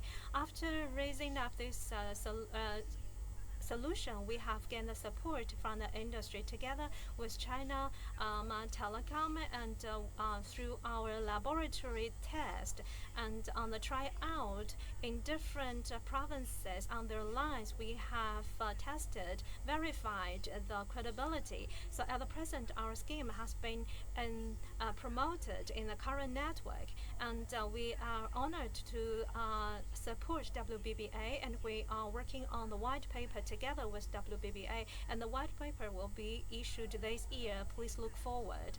Lastly, I would like to summarize that this 50G pound solution has a breakthrough in optical network model, and it can match rightly with the demand of operators, and it can help the industry to break the fragmentations, and together we can share this solution and for better broadband development for the whole industry. Thank you very much.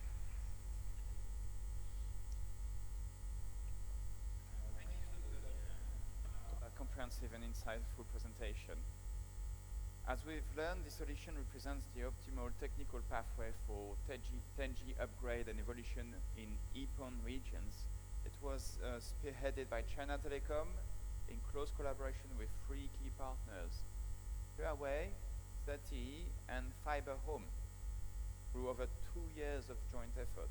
This year, the technical white paper will also be developed under the WBBA Working Group 4 framework, providing technical guidance and making significant contributions to the 10G upgrade journey of EPON operators worldwide. Now, let's welcome the leaders from all 5 partner organizations to jointly unveil this achievement. They are Mr. Dong Tao, General Manager of the Cloud and Network Development Department at China Telecom Group, Mr. Zhang Changliang, President of China Telecom Research Institute, Mr. Chen Banghua, President of Huawei Optical Products Line, Fang Hui, Senior Vice President of ZTE Corporation, and Lin Ming, President of Fiber Home's Optical Networks product line. Gentlemen, please come to the stage in order. Thank you.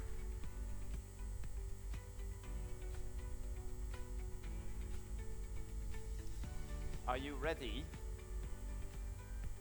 Okay, let's go.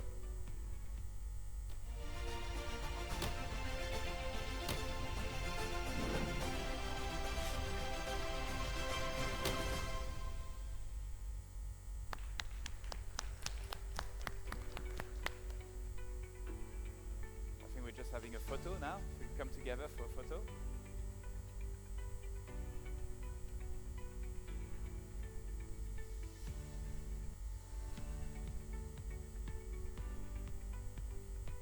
Okay, great, thank you.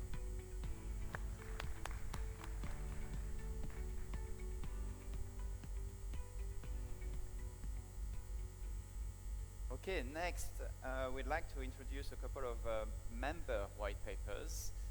So the first one is a white paper from Working Group 6 on embracing the all-optical future to unlock new industry growth.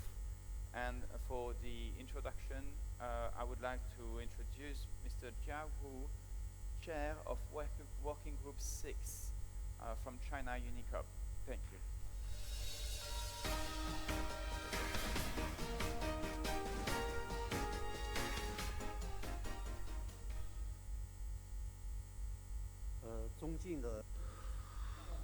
Distinguished director and colleagues from WBBA and ladies and gentlemen, good morning.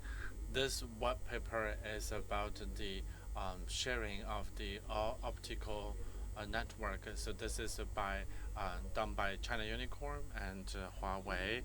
In the future, we will solicit opinions from across all WBBA colleagues to further better this version and also WG3. As we can see, now with the rapid development of digital technology and AI, the operators and industries need more margin, need a better margin. So for one, you have to have a better top line. Second, you need to reduce the investment cost. So you have to reduce your capex and opex or guard your bottom line. So for China's FTTR user, by the end of last year, we have 59 million. So now it's safe to say that we have more than 60 million FTTR user in China. With that deployment in mind, and also we have the FTTH users, we have that experience. The China telecom operators have the strong experience in construction and deployment to share the optical fiber network with the rest of the world. What is the value? As you can see, this is the two pictures. On the left-hand side one is the typical European city center, and the other is the China's city center. If you ever visit a European center, because of the architectures, the buildings are historical buildings. They have to be preserved and maintained, and those buildings cannot be destroyed or altered. So how do you introduce the fiber network to the household for people who live in those historical buildings? So these are some special areas. So this is the last mile for the transformation from copper to fiber. So we have this FTTH and more than 60 million FTTR experience. We can fully summarize the experience and the best practice and share that with the rest of the world. For the traditional copper network, why it is not sustainable? So because it's a metal cable and the fiber is based on silicon dioxide, so these are the fundamental difference. And there's a high rate of error because metals are subjective to erosions and so you have to send laborers to fix, and you will have more and more bug issues because the copper wires are subjected to erosions, and you have to deal with the frequent debug and maintenance, and then it will drag you down. So for the digital homes and the digital enterprises, we have listed different scenarios here. We have the ultra bandwidth for immersive experience. We also have the family intelligent engagement. And for enterprises, we have the high density terminal, high resolution real-time engagement, and intelligent connections with the factories. With so many scenarios, even if for a family we have a new demand which has a rigorous demand over the connectivity, let alone the intelligent vehicles and the intelligent factories, they have a high demand for the connectivity. How do we provide the full fiber for optical fiber connection? So this is a diagram. This includes the PON plus the CPN. So from the RT equipment, from the operator to the end user, we have segmented those different parts, and we have summarized what are the difficulties and pain points in different segments. And for the home scenarios, we also categorize them into duplex, a villa, or it's a single floor, or it's a enterprise office. So we use the FTTR. We use this special topology that we use in China. We use this example for this scenario. How do you arrange your devices? Because the arrangement of the devices is closely related to the arrangement of the cables and fiber opticals. And we want to help with the ancient city parts of the Europe Union and to get the FTTR and FTTH to those historical buildings to replace these copper wires. The benefit of doing such conversion is the operator's bottleneck is data and connectivity. They use the GDM fast and DSL and the copper. They can switch to PON or FTTR with the full fiber, optical fiber. So it's not just providing better service to customers, and it opens up more services for the operators to provide more value propositions to the customers. To summarize, it is either driven by technology, the FTTR, the 5G PON, and also the new Wi-Fi and the AI-empowered technology. And also we have the driven desire from the customers. We have the new lifestyle, intelligent lifestyle, because we have more senior citizens. They need more healthcare and assistance, and there's a security need when there's no one in the home. And after COVID, people find out that their network needs to support multiple devices. Different families need to have juggle between different devices, and also remote video conferencing, remote education, and all of those need high resolution video conferencing. And lastly is the policy driven. First is the 1,000 megabyte. Second one is the dual carbon goal. We want to make sure the construction deployment of such network is energy efficient. We have summarized those. We have analyzed the restrictions of the copper cable and the bottleneck and pain point of the status quo. We have shared the different practice, how to construct, how to get the full optical fiber in different scenarios, in different building types. And in our white paper, we also mentioned how to select the appropriate devices, how to select the different cables.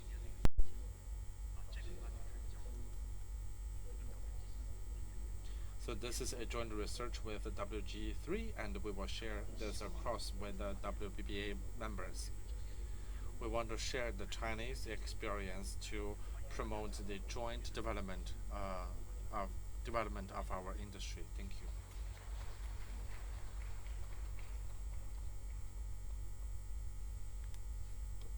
Thank you.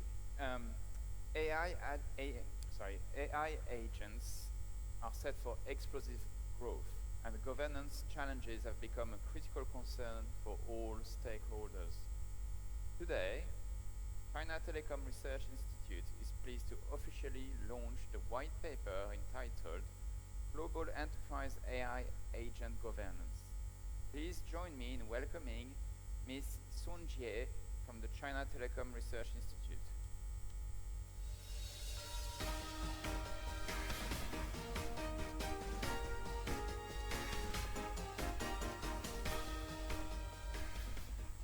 Ladies and gentlemen, thank you for having me at WBBA today. On behalf of the China Telecom, I'm really pleased to launch our white paper.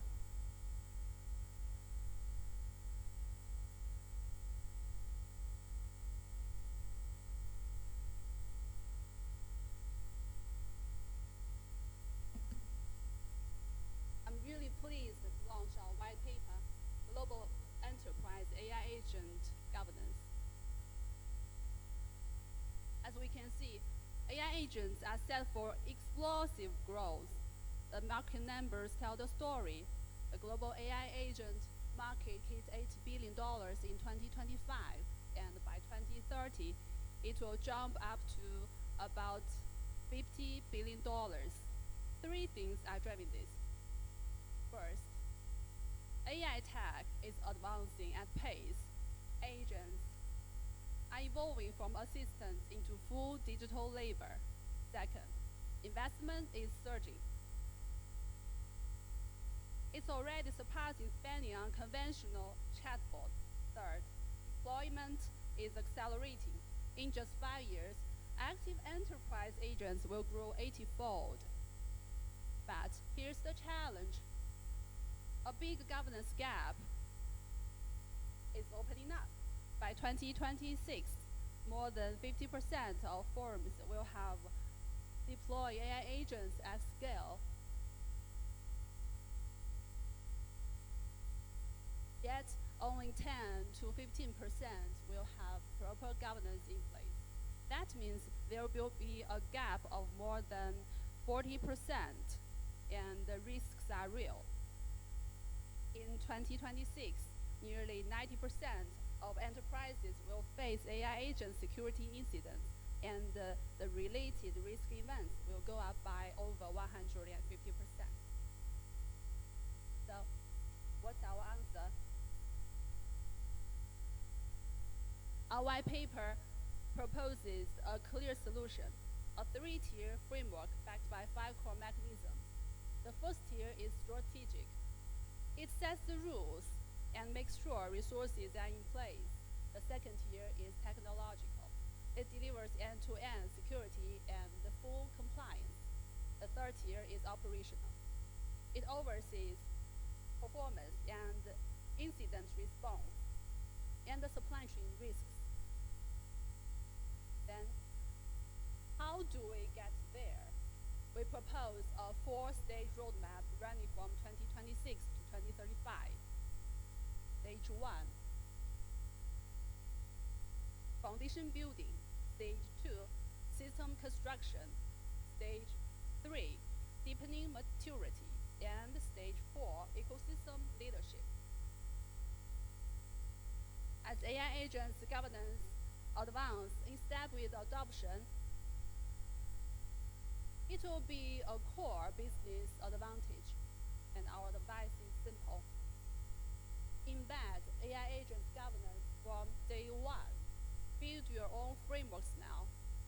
Balance the supply and demand of the AI agents, and create a trusted global AI agent supply chain. The end. Governance is not a shackle on innovation. It's a guardrail, keeping progress safe and sustainable. We urge every global enterprise to advance governance in step with AI technology. It is not just a responsibility, it is a huge shared opportunity. For more information, you can scan the QR code of our WeChat official account and our WeChat channels, and welcome to scan the QR code to access the full report. Thank you.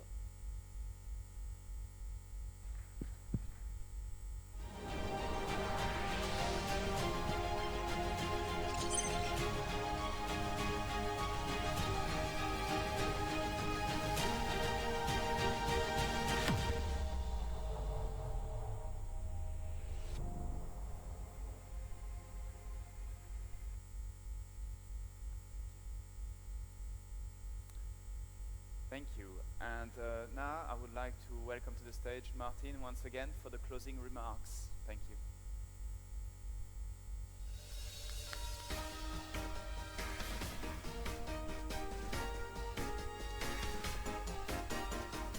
Well, thank you everyone, and thank you for remaining here until the very end. I think everyone will agree this has been an excellent morning. We have covered a huge amount of ground, from the strategic discussions about the future of AI in our industry, to the role that we see happening in satellite, now that is influencing the industry, to the more detailed view of how connectivity and broadband and AI will all work hand in hand over the coming months and years, to the final session where we shared a lot of released WBBA work and announced additional work that's underway, either in the Manifesto for Standardization of the intelligent cloud era, or in the work around the 50G PON, and most recently there in terms of the management of the agent environment and the governance of the agents. So this is, it shows, I think, the full breadth of interest of the WBBA. It is the World Broadband Association, but buried within that is the World Broadband, Cloud and Telco AI Association, and everything that impacts on that.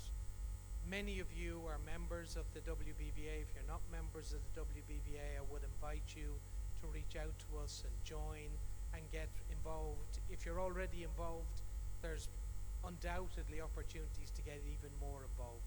So I thank you for your attendance. I thank all of the speakers who contributed today since 9 o'clock this morning, so we've been going 3.5 hours. I appreciate all of that contribution. Please reach out into the WBBA, into our website and into our hub to gain access to the numerous amounts of white papers and guidebooks and indices that we and our members produce and share with the industry. And I look forward to further conversations with each of you on different aspects of this important industry. So with that, I draw this Broadband Development Congress to a close and release you all to your lunch. Thank you.